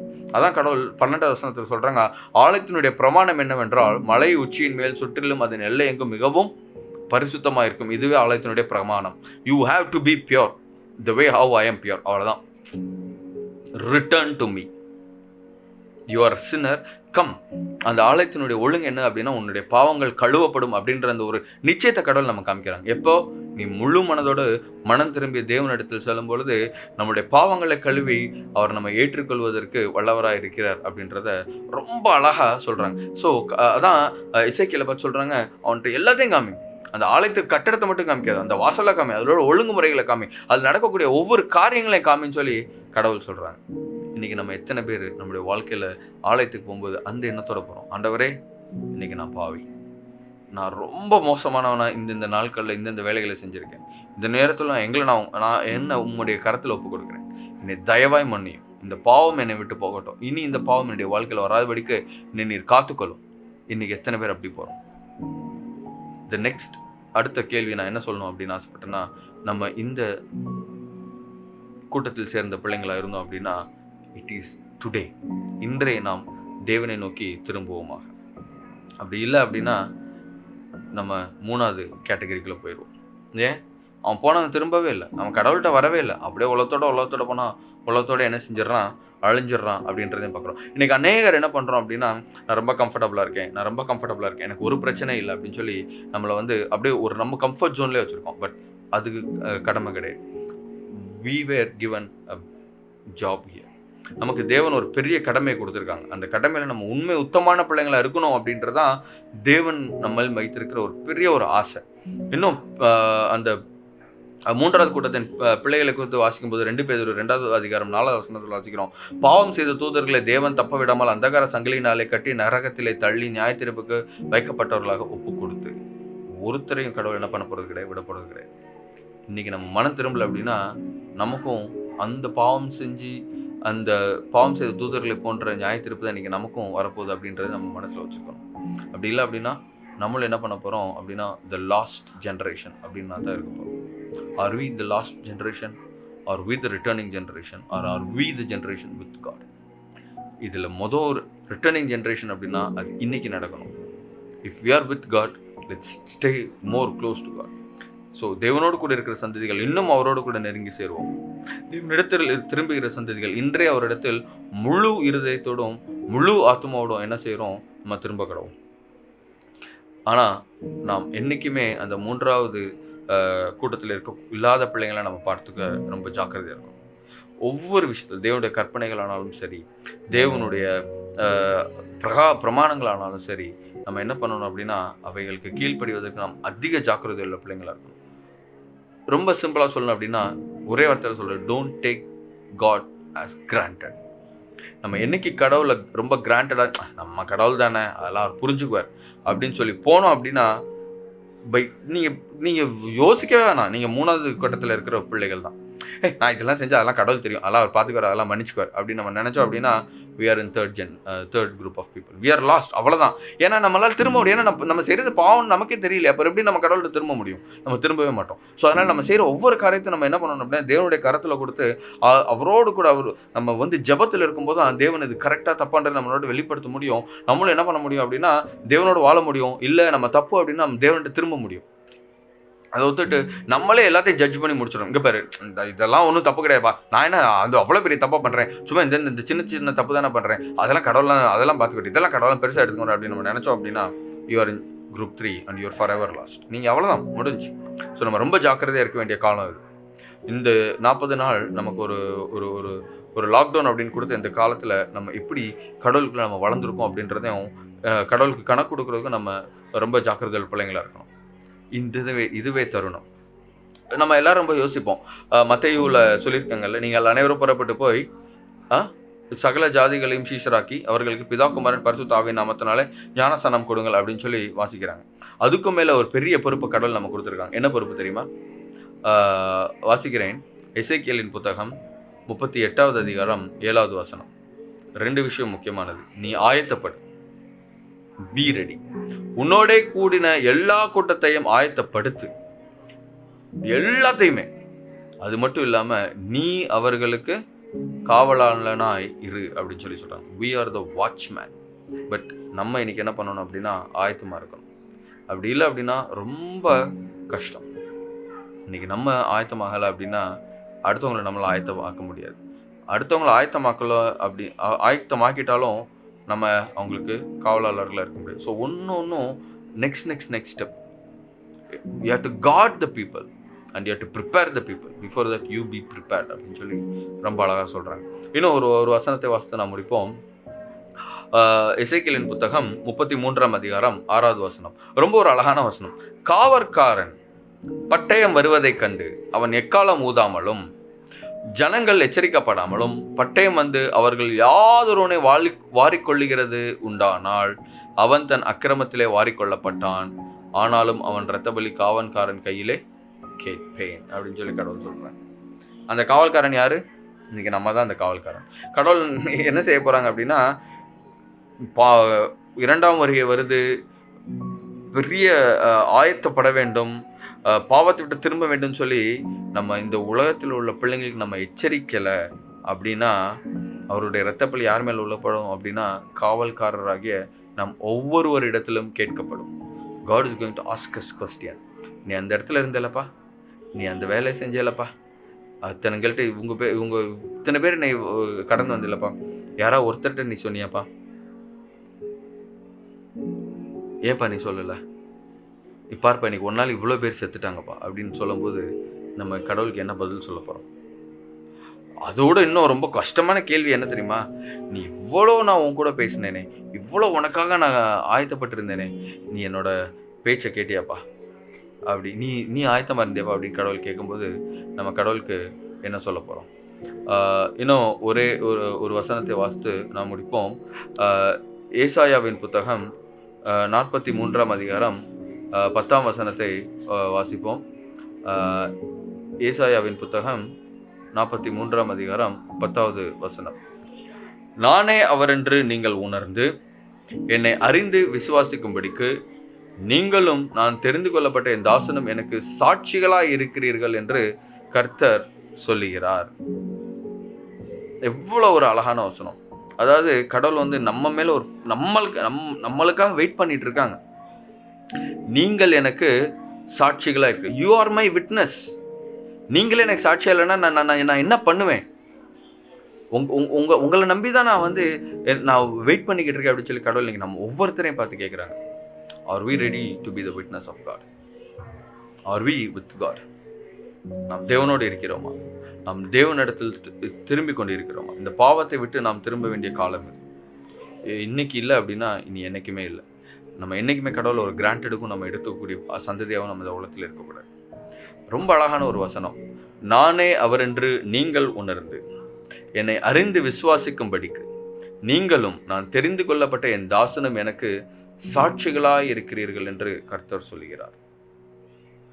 இன்னைக்கு நம்ம கர்த்தருக்கு சாட்சியா இருக்கிறோம் அப்படின்னா எந்த மாதிரி ஒரு சாட்சியா இருக்கும்? யோசிப்போம். தேவன் நம்ம ஒவ்வொருவரையும் அவர் பிரியமான ஜீவியத்தை ஜீவிக்க நம்ம ஒவ்வொருவரையும் வழிநடத்துவாராக.